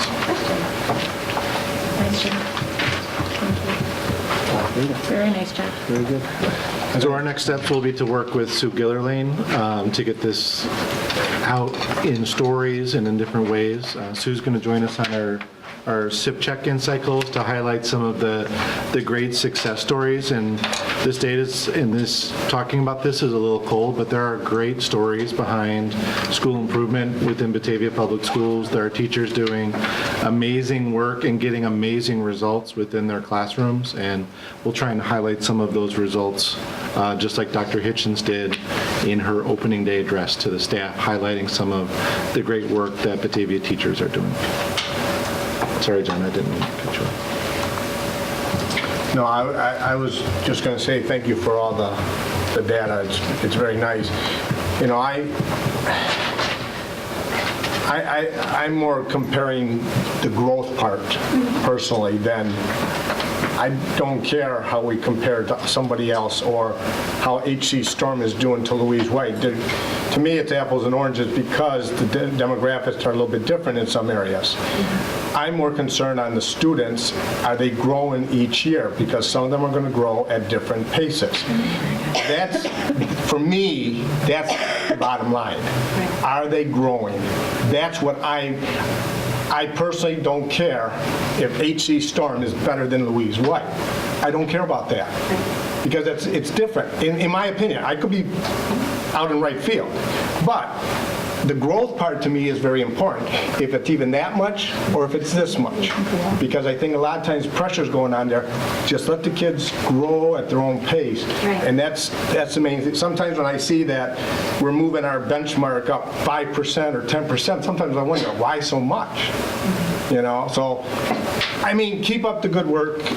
You know, do what you need to do. I know the teachers do a great job, but for me personally, I'm looking at, are our kids growing? And that to me is the bottom line, and I believe they are, so. Well, and I think one thing that is a little bit lost because there's so much information, and it was something, I can't remember if Brad or Lisa said it, how a lot of this data allows us to immediately look at what we're doing in the classroom. And so I thought that was really valuable when we keep talking about all the standardized testing that we're doing, and I don't think anybody's going to say, let's just test our kids, but I really think it's valuable that kind of testing is allowing us to immediately say what is working, what is not working, and allowing teachers that opportunity to make changes. And so I think the important part is that the attitude is supporting our teachers, not using it as a club, but an opportunity for us to all be lifting up all of our students. So I think that what we're doing is valuable, and I think that as a data-driven district, I think it is important to look at all of those different things, but also recognize what it means, what it's telling us, and be careful how we're using it. And I think we're doing a good job with that. For Brad, whoever. On the building school improvement plan, and each school has their goal, let's say. How were the percentage increases determined? They were determined by the school leadership team, so teachers and the principal or assistant principals in conjunction, taking a look at the trends that they had experienced in the past, as well as taking a look at like individual grade levels and the cohorts of children as they moved through, and they determined the the percentages. Looking at the data over a period of years, just, Yes, it was, yeah. That's where the art and the science meet. yeah. I mean, obviously, because they're all, I mean, so it wasn't just a fixed number for everybody. Right, No, which I think no. actually, Which I is think that's a good. really Oh, good thing yeah. to point out, that we are not Right. just whitewashing this and No, saying you everyone can't needs just say to everybody meet. goes 5%. Right. Yeah, you Right. can't do that, so, okay. Any other questions? All right, then we are moving on to the John C. Dunham STEM Partnership School. Is that you, Dr.? Yes, that is Brad and I. Tonight, we would like to talk to you about this opportunity that we have in front of us. You can see it's not up for a vote tonight, but we are, at the end of the presentation, going to ask you for your direction. And we hope that you agree that this is a partnership worth exploring. There are some very unique opportunities here that have some opportunities for us to transform what's going on here in Batavia. And we're lucky, I feel lucky that we're able to even present this to you. So I'll give you some background about this STEM Partnership School. We've talked about it a little bit, and Kathy has been to visit with Brad and I and another staff member. And so we started this in August. We started talking to them, but let me go back even a little bit farther than that and talk about the history of the STEM Partnership School. So nationally, there's been conversation nationally about perhaps our students not being as competitive in the areas of math and science, and the United States not being as competitive in STEM-related jobs and needing to outsource some of those. This is a national conversation. And locally in Aurora, they specifically said, we're going to do something about that. So they looked for a community-based solution to this problem, and Aurora University took the lead on this, and we came up with a hypothesis. And the hypothesis, if we were going to fix this math and science problem, would be, the hypothesis was that the answer lies within the public school system and the public school teachers, and we can help to transform this by transforming the experiences that our students, the college students, receive before they become teachers, helping develop the current teachers, and working with the university and corporate partners, and trying to develop these programs. And so the hypothesis was we have it within our own power locally to make this transformation happen. And so what they did was they went out and they found some funds. So through Aurora University, they found quite generous partners locally that that chimed in and said, we're going to help you solve this problem. We're going to finance you, and we're also going to provide our expertise. So there were local partners that came in. You can go back. I won't be on that slide for a while. So what they did was they said locally that we're going to solve this problem together. So the goal was to increase student achievement in math and science. So what they started, Aurora University started years ago and said we're really going to look to our teacher preparation programs. So we're going to first prepare the teachers as best we can. So they started there. They have a bachelor's in math and science education. They have a master's in science education and a master's in math education. That's where they started. Then they looked to the local students. So they looked at Aurora students because that's where their grant funds told them to look. And they developed after-school programs, and they developed summer school programs. And they were able to come up with some really innovative teaching practices and some curriculum. And they were able to they were able to replicate that, or they wanted to replicate that. So they said, we know it's working. The Aurora partnership, the university did the research for them, and they found some highly effective strategies and some curriculum that they thought that they needed to take to the next level. So they decided and got the authorization through legislation to open a STEM partnership school. And that legislation came to pass in 2011. So that was the next level. And what you saw was that the way the legislation was written allowed for Aurora, the program was designed to help not only the students at Aurora, but any district who had students that resided in Aurora within their boundaries.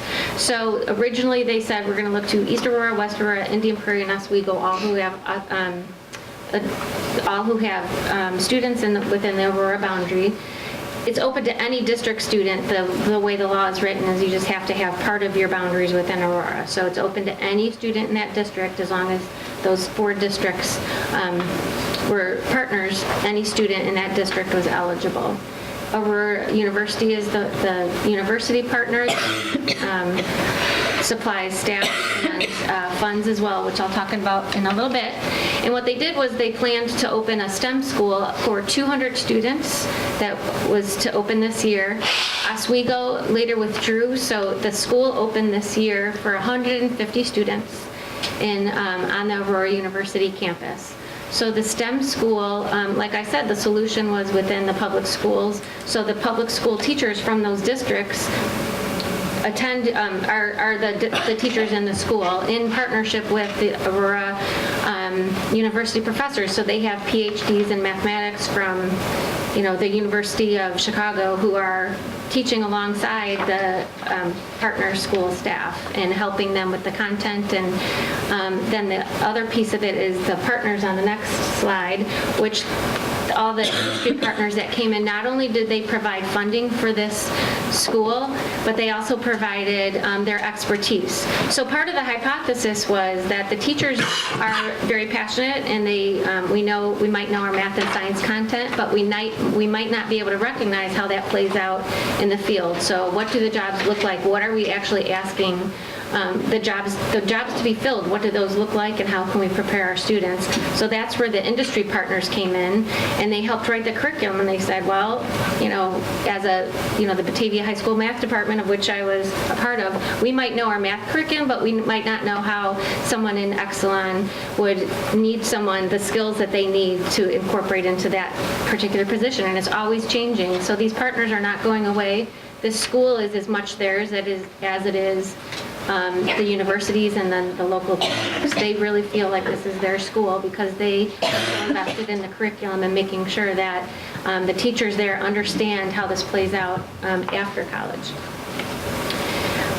So this opportunity provides, everybody brings their unique expertise. The district teachers know education, we know our students, and we know best practices in instruction. The higher education, Dr. Sherry Eagle, her one job is to run she doesn't manage the school, but she works with the partners and helps with the curriculum development and sits on the board. She's a full-time employee whose job it is to make sure that she's securing the funding and facilitating all the discussions with all the partners. And Aurora also provides their expertise in their content area staff. So, for example, with special education, they have their special education Aurora University staff that serve the students that attend the STEM school. So they're able to provide their expertise and also help the teachers there to make sure that they're using the best strategies with their students. And then, like I said, the industry expertise. We have great partners in Batavia, but I do have to say that the financial partnership, their financial generosity and all of the time that they're putting in is really hard to replicate locally. That was quite a few years in the making. So some very strong partnerships there. Just to reflect back to our Citizens Advisory Council discussion, there was a little bit of talk about that transference where kids had trouble taking skills they learned in one discipline and applying that to others. And this is really a great way to not only get those authentic learning experiences, but also to help kids with that transference of knowledge through their curriculum, and which I'll talk about in a little while. But I think it ties what Dr. Hitchens is talking about, the experiences and the partnership, is very much related to our discussion at the Citizens Advisory Council. Exactly. We heard from some of the community partners that what we're teaching in the schools, the students don't necessarily apply it once they hit the real world. And so this is an example where they take the jobs that are out there and work backwards, specifically in the area of STEM. But their vision for this, they have very big lofty goals, which would be that it's not just STEM. You could bring this back to your district and use this model within your district, look to your local industries and your local businesses and have them replicate something. And it might not be STEM, it might be the arts, but there are different ways to apply this where we're using partners in a different way to help us with the curriculum locally to give students the more authentic experiences. So after 8th grade, they come back to the public high school? They do. They do. Want to go to the next slide? So as far as the funding of this school, so it is they follow all of they're a public school. They follow all of the Illinois, they follow all the mandates from the Illinois School Code. They give the same tests that we're required to give, and it costs money to run the school. So, and to build the school. This is a brand new facility that Brad will talk about a little bit later. And so, where did that money come from? Well, there's 3 different pieces to that. The one would be the university. They actually annually last year, their part of the tab was $800,000 that the university put just towards the STEM school. That involves, they give the director, like the principal of the school, they pay for that person. There are many other elements in their budget that are just, Aurora University is dedicated to the school, and that last year, that total was $800,000. The corporate donors and the industry donors, that price tag right now, the donations are at $7 million, and they have goals that are around $15 million for just to be able to enhance their programming. So right now, they've received $7 million in funds just for the STEM school. And then each of the districts also take on their piece of it. So if Batavia were to be a partner in this, we would be responsible, and the way the legislation is written is that the cost per pupil at that school for the district would be lower than the lowest of the partner districts per pupil expense. So as they budget every year, they need to keep that metric in mind. So if the lowest per pupil expenditure for any of those 3 or 4 districts is $10,000, that's the most that school can cost to run. And so how that looks to then Batavia, so then they build their budget, and it's not all direct costs back to the let me give you an example of Fox Valley Career Center. So Fox Valley Career Center is very similar in style. It's something that we can't replicate all of those programs here in Batavia. The cost, we cannot bear that cost to have each of those programs. They're very expensive and they're strength in numbers. So as districts, we got together and we pay a per pupil tuition to Fox Valley Career Center, and that's part of the piece. That's part of the financial plan for Fox Valley Career Center, and every year they zero out their budget, and this is the same with the Mid-Valley Special Education Co-op, so that if we overpaid at the end of the year, if they're able to come in under budget, then we get our refund back. So that's how Fox Valley and Mid-Valley work. This STEM school works in the same way, where there is that per pupil expenditure, that per pupil tuition, and but in addition to that, we would send 2 staff members over for 50 students. And they would continue to be our staff members, part of our association here in Batavia, and continue to work with their building principals, because they're just out on loan to Aurora University, the STEM Partnership School, and Brad will talk a little bit more about that later. So as a part of Batavia's financial commitment, part of it is a per pupil, you might want to think of it as a tuition check. Part of it is the staff that we would be sending there with the 50 students, and then we would also be responsible for the transportation. So there's those 3 pieces, the per pupil, staff, transportation, and all together it would still be less than what we would spend in Batavia educating a student. Do you have a number? So for last year, they haven't built their budget for next year, because part of it has to do with, because Oswego left, the board of directors is looking at what do we want to do for next year. Do we want to just increase the number of seats per district, but I think that part of the mission that you saw was to benefit as many teachers and students in the Aurora area, and so that's why they are interested in expanding. So they offered the other 2 districts that are eligible are Batavia and Keeneland. So once they know how many partner districts they have, they will build their budget. So all I can quote is last year's budget. So last year's budget, it was $7,400 per pupil. That doesn't mean that the districts wrote the check for $7,400 per pupil. It meant that the district sent over their 2 teachers, paid for their transportation, and then whatever was left was the amount that was sent back over. It's part of the budget would be split 3 ways instead of 4. So if there's 1 building secretary. So if you're paying 1 building secretary and you have 4 partner schools instead of 3, some of those costs will go down as you add more districts. So I'm not trying to be elusive, but they don't have a number. But I can tell you what they had last year, $7,400 total. Okay, so I know we're just talking about this. Yes. So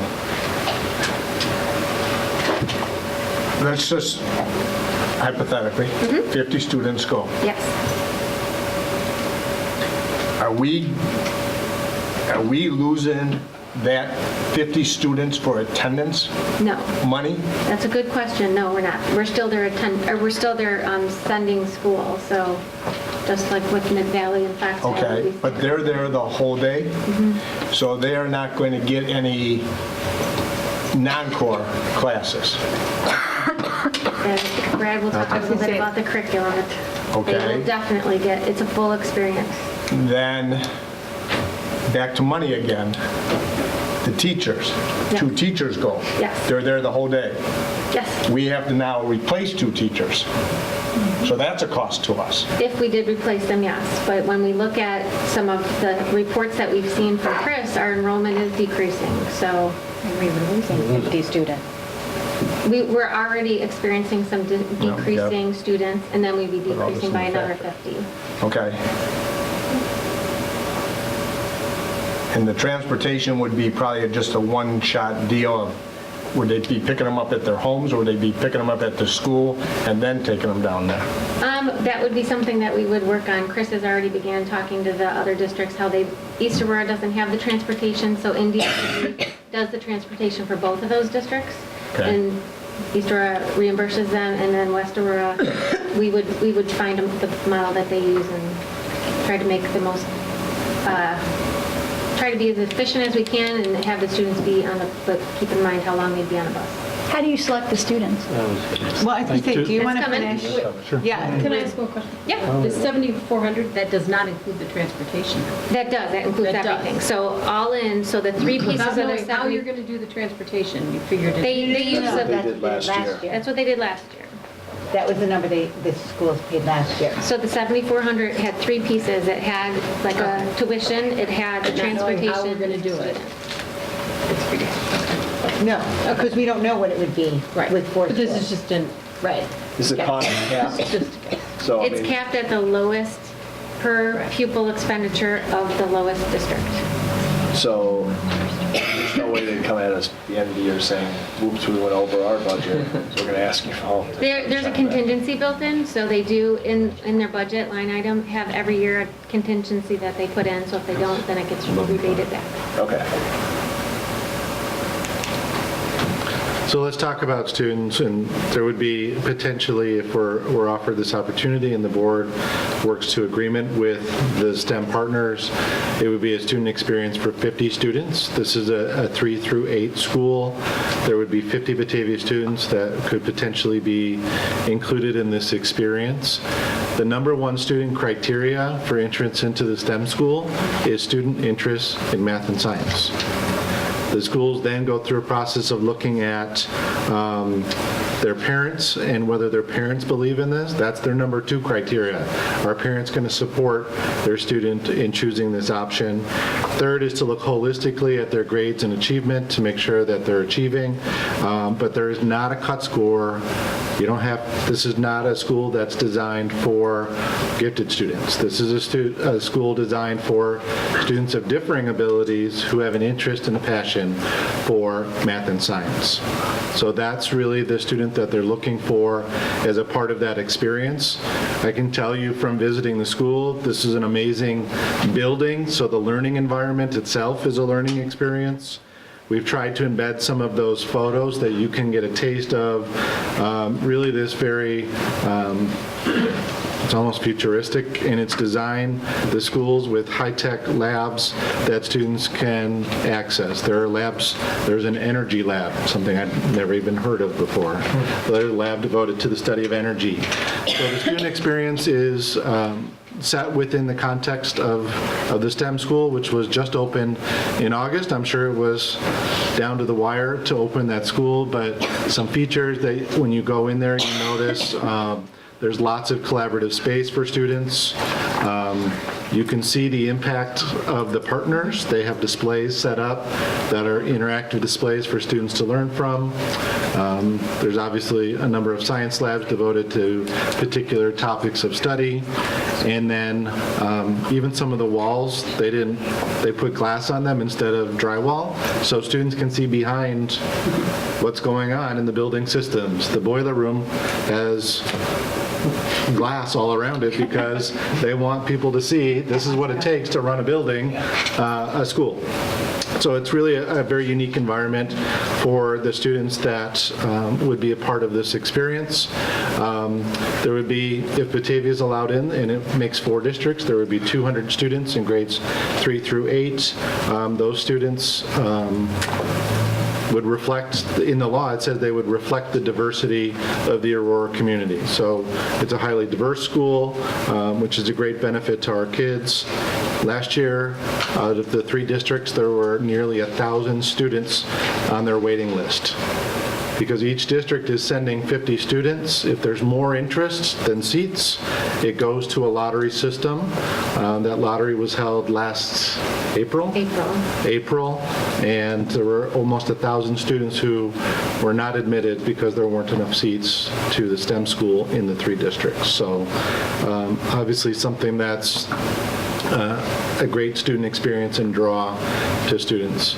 Some of the student experiences that our students would have access to besides the school day, and this would potentially be for all students in the Batavia community, would be their summer programs, which are pretty amazing. Dr. Hitchens taught the Amazing Summer Learning Experience. Amazing Summer Science is the name of it. That's where they really piloted the curriculum. So they did go through a study process with their curriculum, which was originally piloted in their summer program.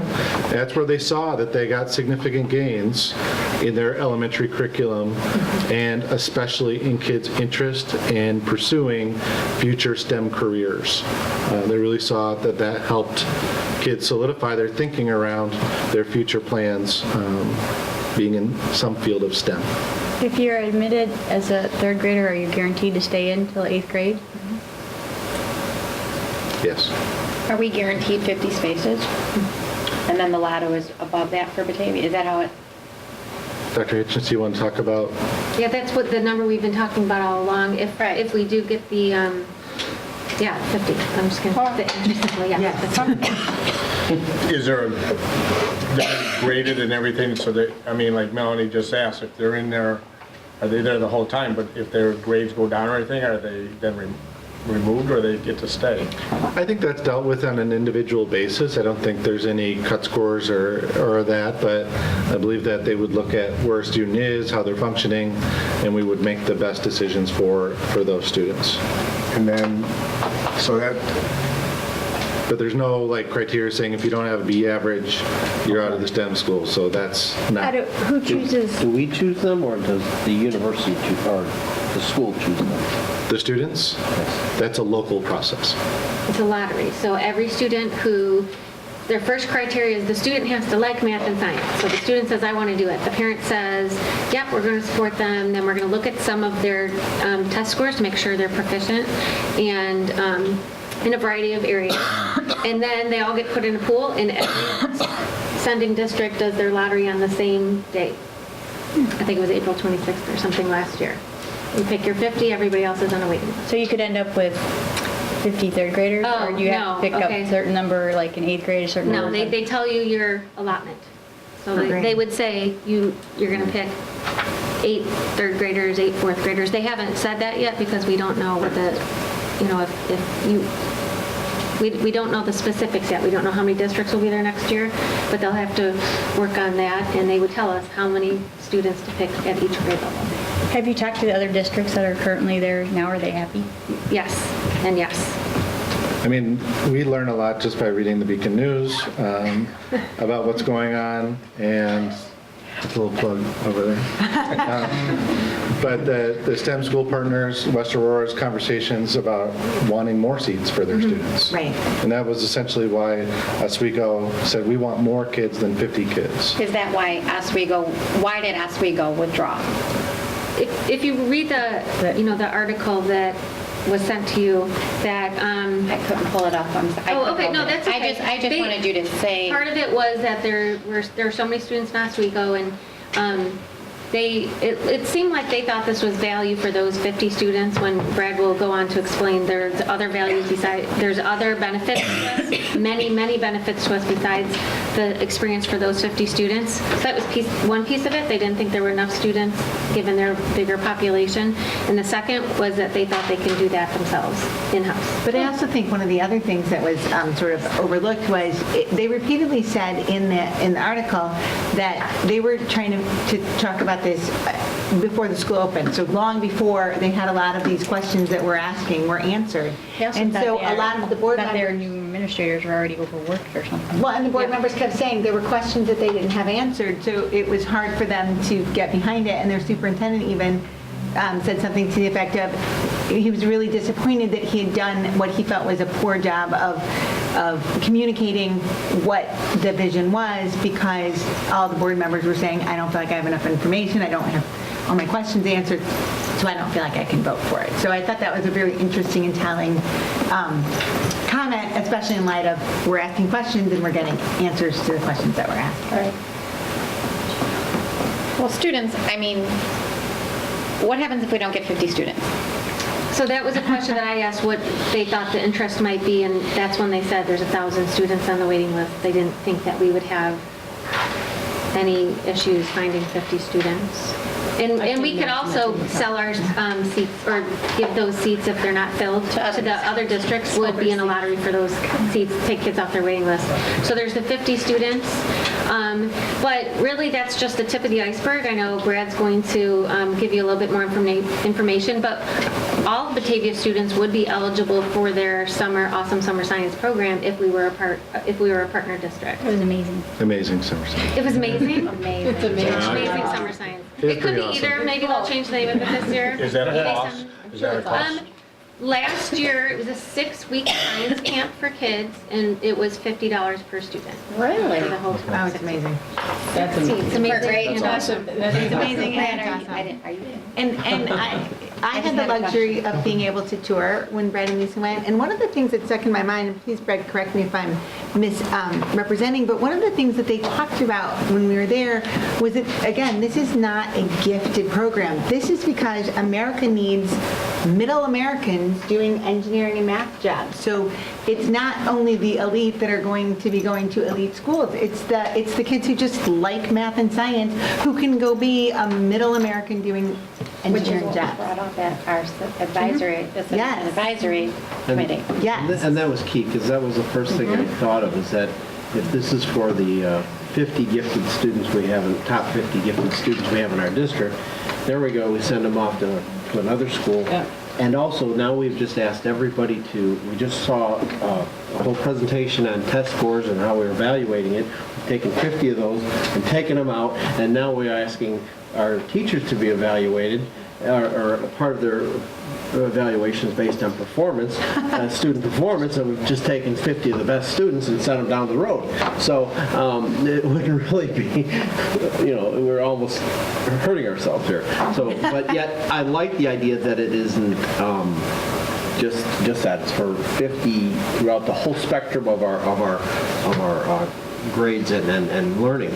And I just wouldn't want to be the lottery commissioner. I know, right? But I think that's an important point, as Brad will talk about the snowballing effects of sending kids to this program. Okay, just a couple more questions. Does the BEA have a position since we'd be sending 2 of their teachers there? They're still BEA members, so I don't. Amy, do you have thoughts?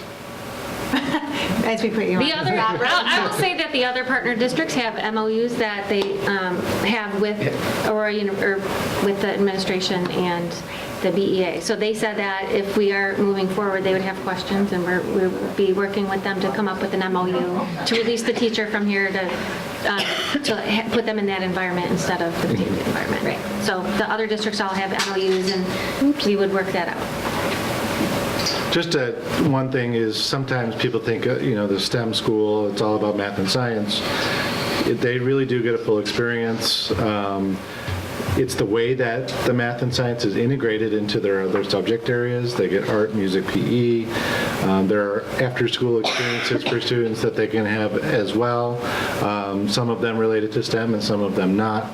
But they do get kind of a well-rounded education. They have to meet the mandates just like every other school of the core content areas. So they do get that experience, and this goes to the curriculum. They have matter and energy, forces and motion, structure and functions of organisms, ecosystems and adaptation, geology and space, and weather, climate, and human impact are their 6 kind of themes that spiral throughout all of their curriculum for grades 3 through 8. So they do get an English class or an ELA class, but they're getting some of that content woven into their experience in that class as well. So it's really an integrated, blended approach to their curriculum, which again goes to that CAC discussion about instead of seeing everything as discrete boxes, it's integrated into that instruction and getting at that transference of knowledge.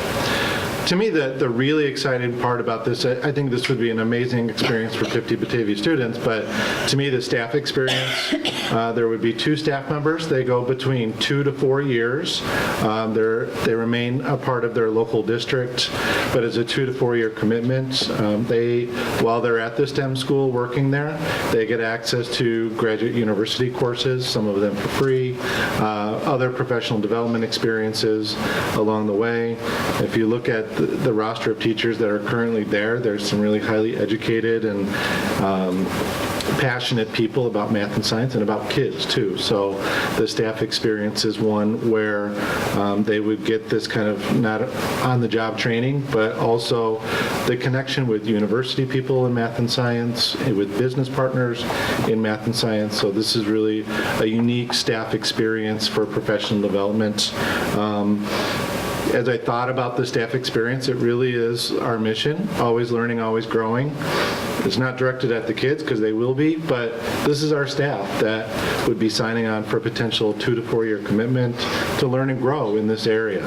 And I think that there are lots of great examples. Just an example that happened a couple of weeks ago is because we're talking to the STEM school, we got invited to send our teachers to a professional development session that was hosted by Exelon on energy. They got the professional development session on last Saturday. They got a $600 energy kit from Exelon. They were paid to go to that professional development session.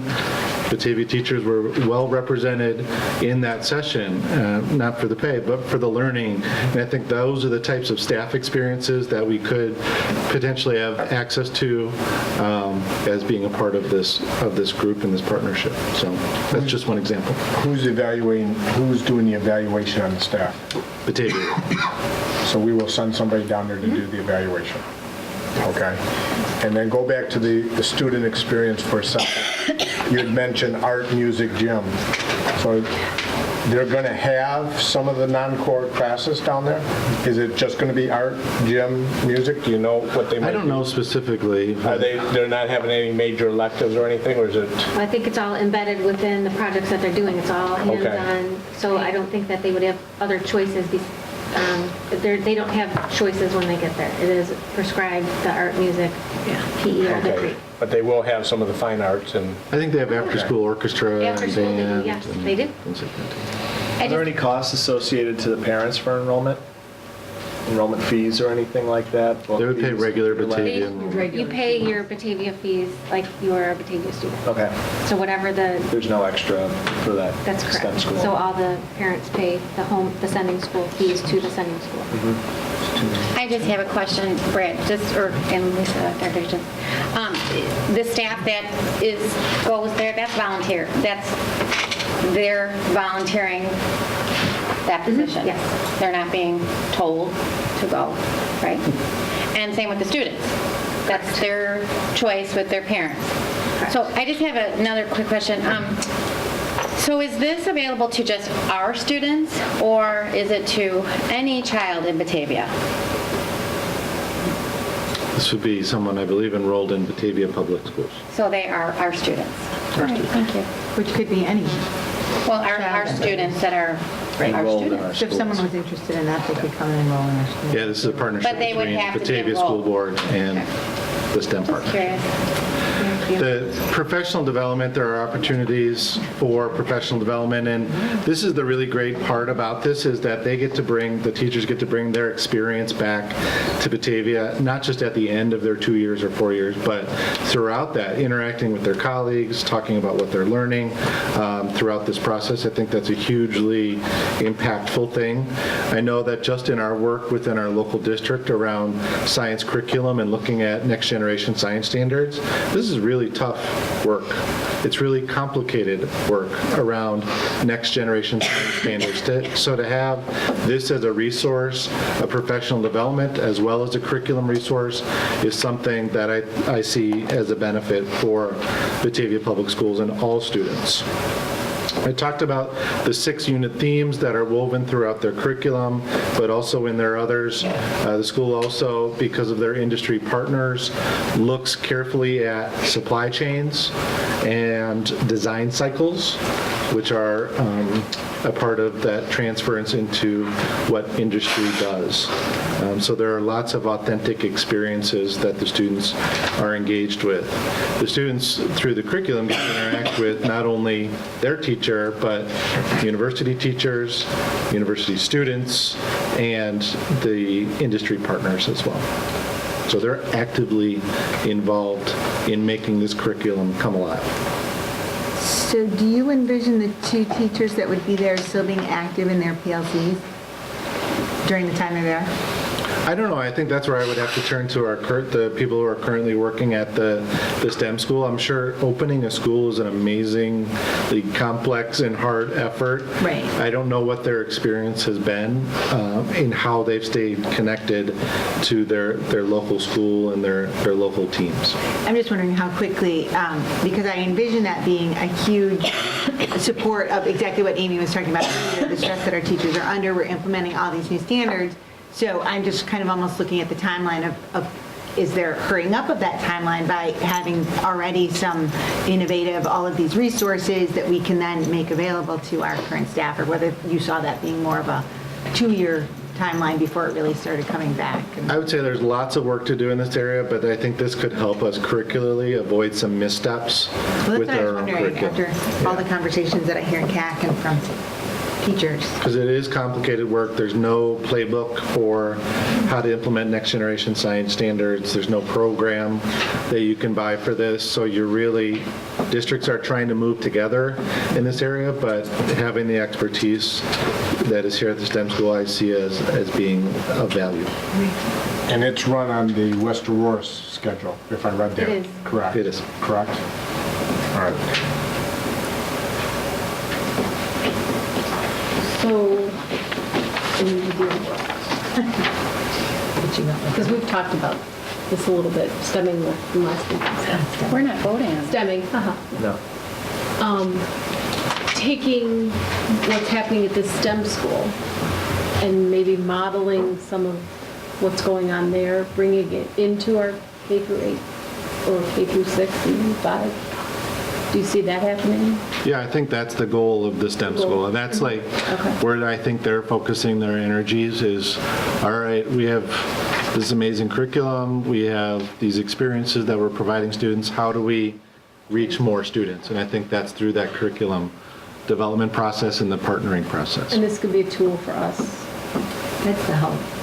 I almost view it, and maybe I'm wrong, almost as a lab, where they're constantly looking at this, and then as time goes on, and teachers turn over and they come back, and we're constantly getting those experiences and the opportunity of those resources, and I see it eventually being something that would hopefully support our current staff. Yeah, the documents that you were given from Aurora, the STEM school, they did talk about it being a living laboratory and a lab for innovative teaching practices. And so one of the best things about that is we do program reviews here in Batavia, but not like they do them at the STEM school. So they have the university partners that are coming in and doing telling you the statistically significant growth that they're seeing in their students, and they're telling you that after one semester, and really helping to hone in on the practices that are working and what's working. And I feel like it's those business partners that allow them to have the, if you want to call it, the luxury of being able to do some of this. They have the academic partners, they have the business partners. They can focus on that we can't put the resources to do that same kind of analysis, even if we had the knowledge. Yeah, I mean, you've seen some of the pictures throughout this presentation, but they have biomedical labs, the energy lab that I talked about, a lab for biology and life science, for physical science, for chemistry. So they have some amazing facilities, but it's all to further student learning and, to me, staff learning too. It's a very green facility. I think they said 15% of all of their energy is from their wind turbines and their solar panels. And the students, that's part of their curriculum as well. There's a greenhouse and a rooftop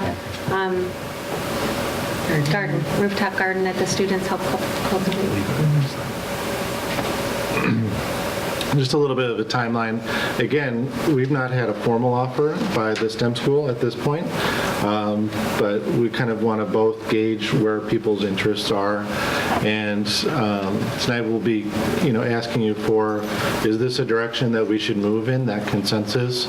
The STEM board, I think, will meet in early February. It's February 3rd, I think. February 3rd, to talk about their continuing conversations around Batavia's and maybe Caitlin's possible entrance into this. And then February, we would work on specific terms of an agreement, the board vote, and then a STEM governing board vote.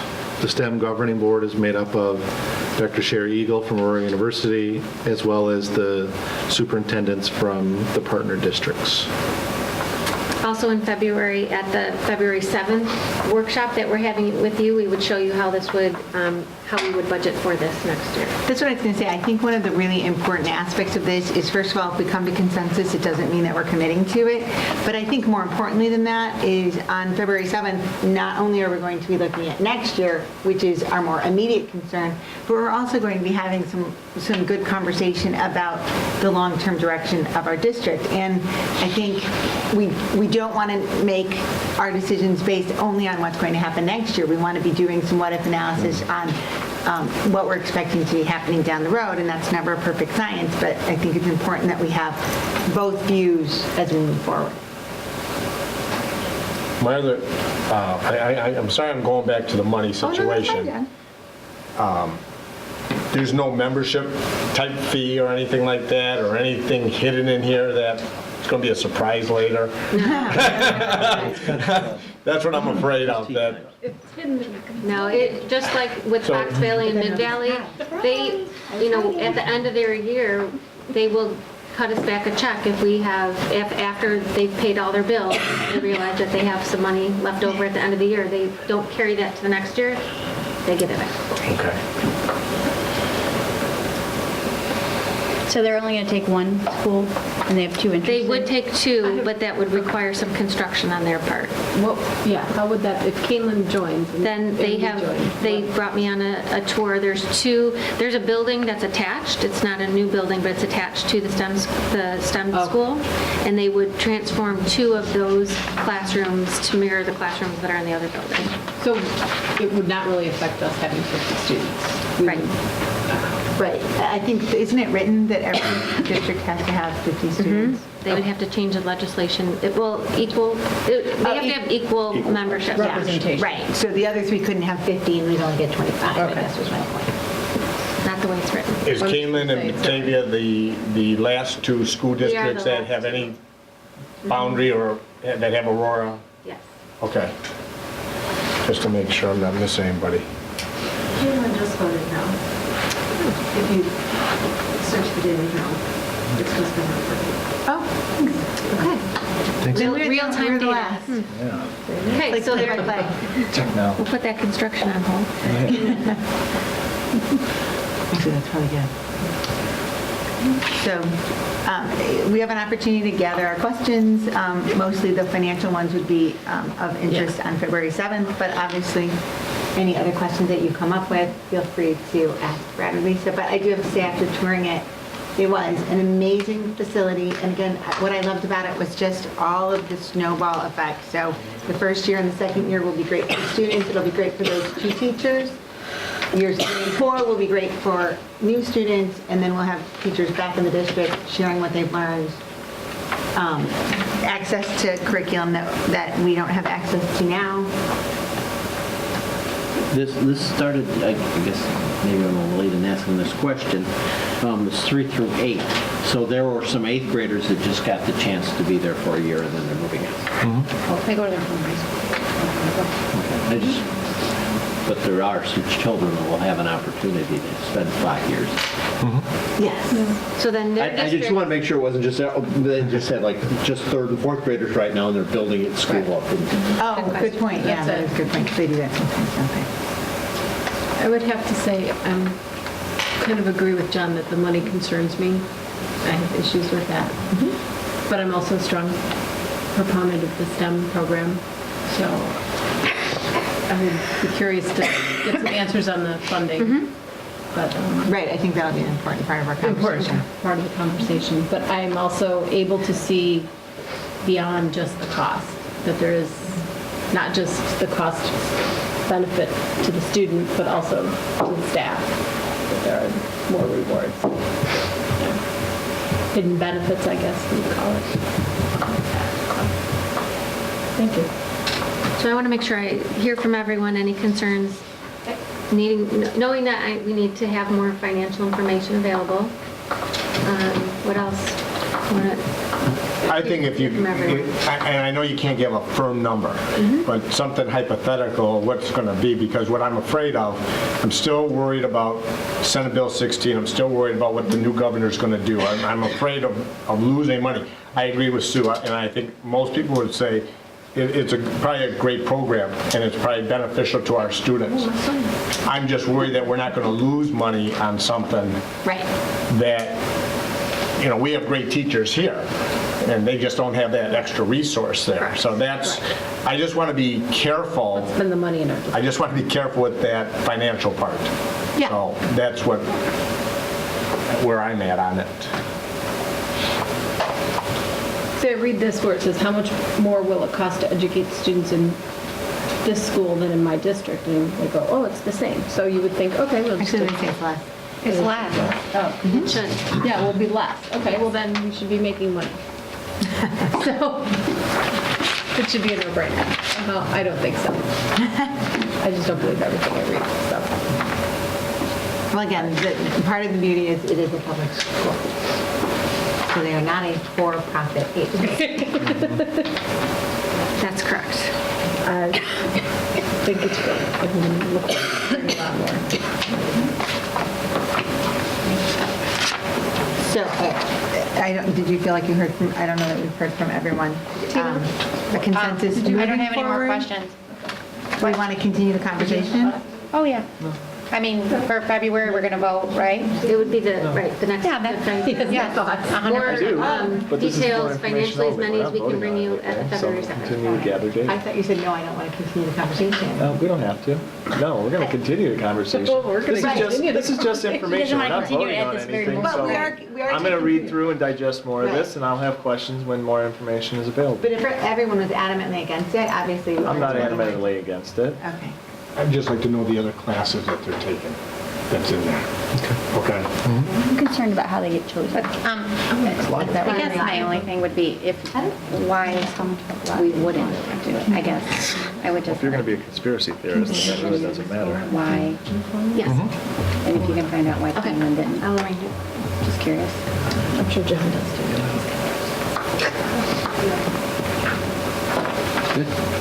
All right. Thank you for all the work. No problem. All right, so we'll move to our one action item tonight is the policy committee report. Dr. Hitchens. We had a policy committee meeting last Wednesday, and the policy committee, their job is to figure out what goes on the agenda for the regular board. So they are putting 2 policies on here for second reading and adoption. You saw them in December as well. So this is the second reading of the policies regarding exemption from PE and community relations. So that would be the one action item related to this policy report. We also engaged in a discussion, and you were seeing for first reading tonight, the policy for extracurriculars. Specifically, we are asking you to replace the current policy 740 non-public school students, including parochial and homeschool students, that policy. We have a very specific policy, and we would like to go to the more general that gives us more options. So it doesn't prohibit a homeschool student from attending Batavia, engaging in Batavia programs and some things that we have to offer, but it just makes sure that if they do participate in an event that is sponsored by the IESA, that they would agree to follow the rules of the IESA. So we're not, it gives us some flexibility there, that we can participate in the IESA while still allowing some participation using rules and guidelines for the parochial and homeschool students if it is a activity that's sponsored by the, or overseen by the, it would align with what we do at the high school right now. So that would be the recommendation, that we take the more specific policy and make it, and adopt the press version that would be less specific and give us some more flexibility. And then we would write the procedures to go with that. That's a first reading, so I'll be interested in your feedback. And then the third item that you see on the policy committee report is that we had some policy discussions. We talked about the Citizens Advisory Committee, and we'll be working on that report. And then we also talked about a process that we're going through where we are rereading every administrative procedure and exhibit. Right now, those are all closed to the public. You have to log in to see those. We would like to make those available to the public.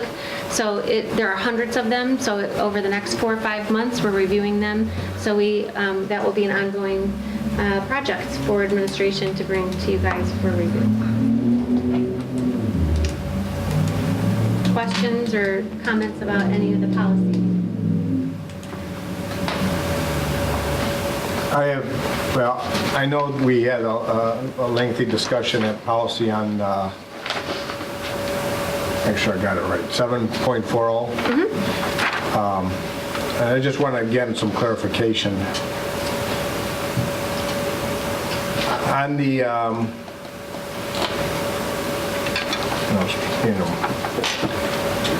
if my understanding is correct, if we change it to press, then anybody that is not in our schools would not be able to participate in any form of extracurricular or interscholastic event in our schools.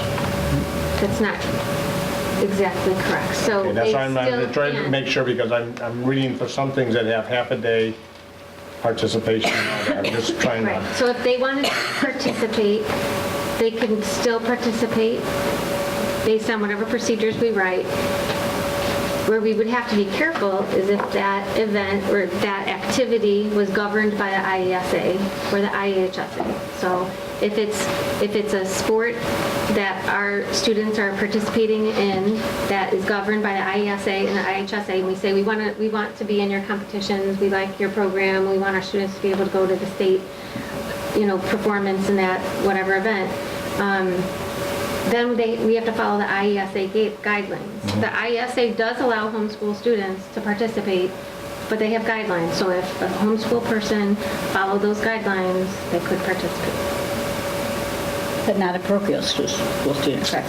No, that's not true. We could, there are ways for that to happen as well. Only if they didn't have that activity. Yep. So if they didn't have a band, they could then come to us for the band. You're not going to have a one-man, well, you could have a one-man band. But that's, I think, how I read that.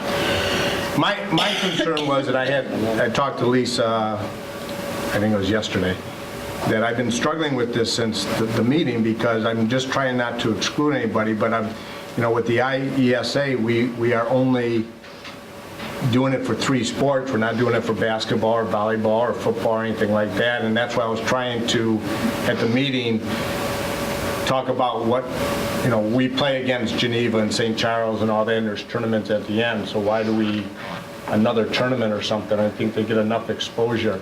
But that's just my opinion on it. So that's where I'm struggling at it right now. I don't want, and I know Steve brought up something that I was thinking too, is that you could say at the beginning of the year, we're going to go to IESA for cross-country, but since you are not in our school, you can run everything up to that point. And as long as that parent and the student knew about it, where they wouldn't participate, as long as it was made clear, we could go that route. But that's, again, that would have to be a part of our procedure. Would that have to be written in? Well, that's what I'm just saying, but that would have to be something that's really clear to everyone, and we'd have to make sure that is. But that's procedure. We attempt to not write murky policy and procedures. I know. And remember. I'm just trying to clear this all up. That's all I'm trying to do. Right? Yeah. Right, over the course of how many years? So John had asked how many homeschool or parochial students we had participating in athletics at Rotolo, and over the last several years, there were maybe 5. Like over the last 8 years about, I can't remember that. So let's just go with the law as it's written and take everything on a case-by-case basis. When I respect, John, that you're concerned about And excluding Mark, people, and I agree, I was reassured by the fact that there are lots of ways to include, and any students that want to participate would have to follow certain rules and procedures, but so do our students that are enrolled in our schools. So, I think it's still leaving all those opportunities up and allowing everyone to participate in those opportunities on a pretty fair playing ground. That's my one sports analogy. Good job, Kathy. Thank you. I mean, that's just my concern on this whole thing. So that's why I just want to be very careful. I don't think we're trying to exclude, we're just trying to follow the law. Are we voting? No, that's Not for... on that. That was a first reading. That's a first reading. We do need to entertain a motion for the other, but The 2. Any other discussion on any of the policies that were presented? I'll move to approve the physical education one. We haven't yet, but I would entertain a motion to approve policy 7260, exemptions from physical education, and policy 825, community relations, as presented in the book. So moved. Second. It's moved by Gaspar, second by Impastato. Kathy, would you call the roll? Blakely, Yes. Gaspar, Yes. Impastato, Yes. Mock, Yes. Yes. Hodge, Yes. Snow. Yes. That concludes the action portion of our agenda. I would like to next move on to staff and board comments. Dr. Hitchens, administration first.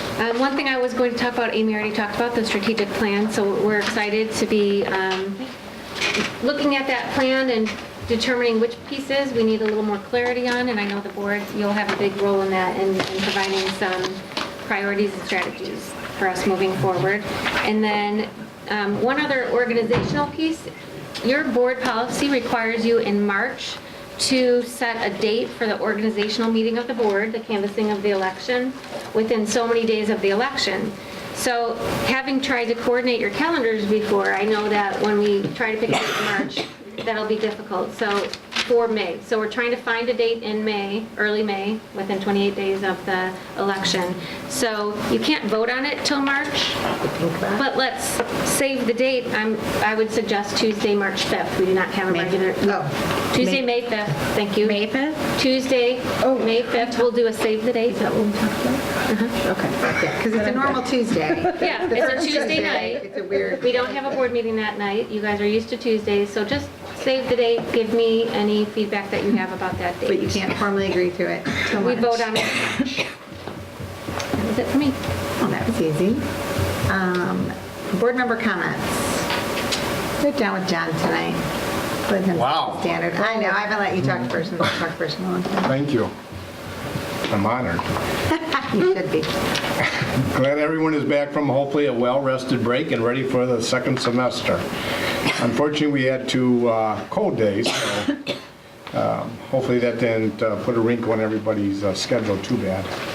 I want to thank all the individuals invited to be on the Citizen Advisory Committee discussion panel on the non-core courses.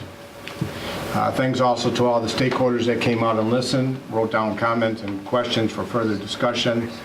Non-core classes are very important and beneficial to help all students, and I think it's a great way to get everybody involved. My wife and I attended 2 really great events at the BFAC a couple weeks ago. The first was the BHS Wrestling taking on Geneva Squad for the River title, and it was a packed house. And I was very impressed with the whole setup and everything else. And I'm not a big wrestling fan, but I was thoroughly enjoyed, and so was my wife, on how Batavia came out and the crowd itself. It was very, very amazing. And the second event, which was the next night, was the Pet Rock the Runway, and it's just amazing at the awesome designs that are created from the students and how they put everything on. It's and I think both of those nights were pretty packed. So my hat's off to everybody there. Last week I stopped by Rotolo to see the BSPN resource night to help out our parents with special needs children. And it was very wonderful to see many parents there and to see the staff and the opportunities that some of them might not know what's out there. And I thank them for their great work. Thank everyone for their awards. They got awards tonight and so on. And again, as always, I want to thank everybody here at RJAC for getting all the information and answering all my questions and probably everyone else's questions. So thank you very much. Thanks, John. Tina? I just want to say that I think the beginning of the meeting with Mr. Bailey just really said a lot for Batavia, made you proud to live here and be a part of what we do up here. And thank you, Christina, because I can't say your last name. But that was very nice of you to say what you did. You know, we always talk at the end of the meeting when we're always looking at who's here. It's always you guys out there. And but it's always nice to hear that, and I appreciate it. And that's it. Thank you. Great. I'm good. All right. You? Me?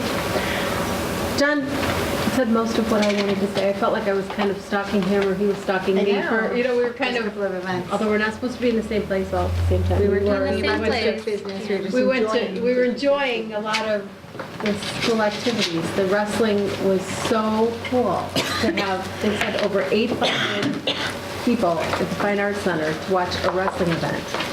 And Dave's not here, so I would talk to you, Joanne. I would encourage you to pass this along to Dave. Any of the athletic events or team sports, even other events at school, think outside the box. Think what wrestling did. Think if tennis could do something like that. I know it was a lot of work. I can't even imagine what it took to put that on. But look at what they got. If other events did something like that, just one time a year, just to get that kind of notice to their event, their sport. It was so cool. And to have 800 people show up on a Thursday night to see a wrestling event, it was really cool. And then the next night to turn around and come and see Rock the Runway for, here's sports, here's the arts. It was really great. And that place is packed. And, we really should be proud of the Fine Arts Center and what goes on there because, there were 2 high school events there. I know then last weekend there was the Dancing with the Stars. I think next weekend, Dr. Wright, you're there with the students, the chorus is there. This Thursday. Is it this Thursday? Okay, yeah. So it is truly a multi-purpose venue for the whole community. So it's really great. So that's all I have. Jason? I just wanted to make comment on a couple of things I attended.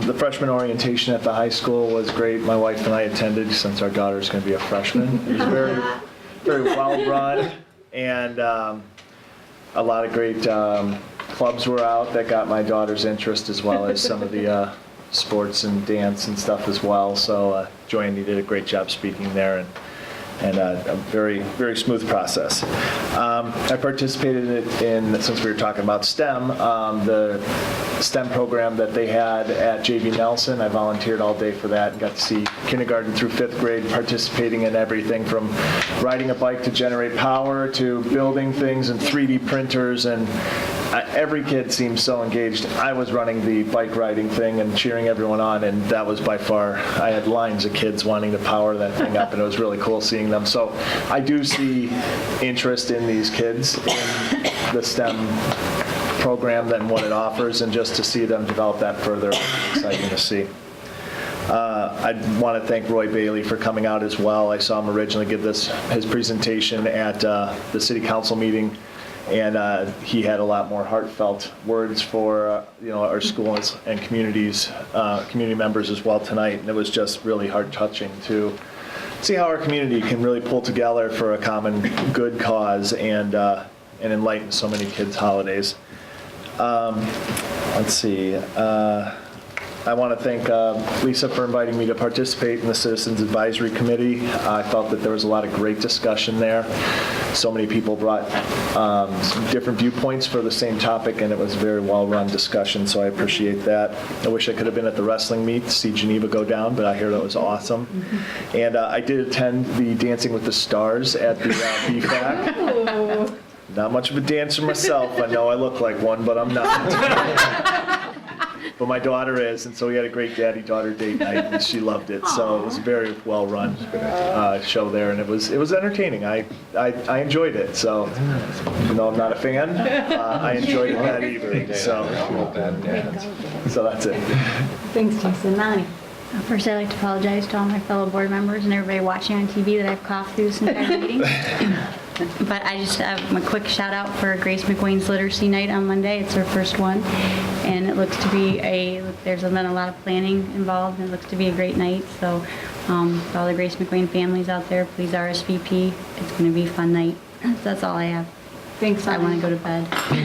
Can I just say one thing? I just want to tell everybody that I love the tweets that everybody's putting out, all the schools, and I love them. I particularly like the ones from the students when they wanted Lisa to shut down school. No,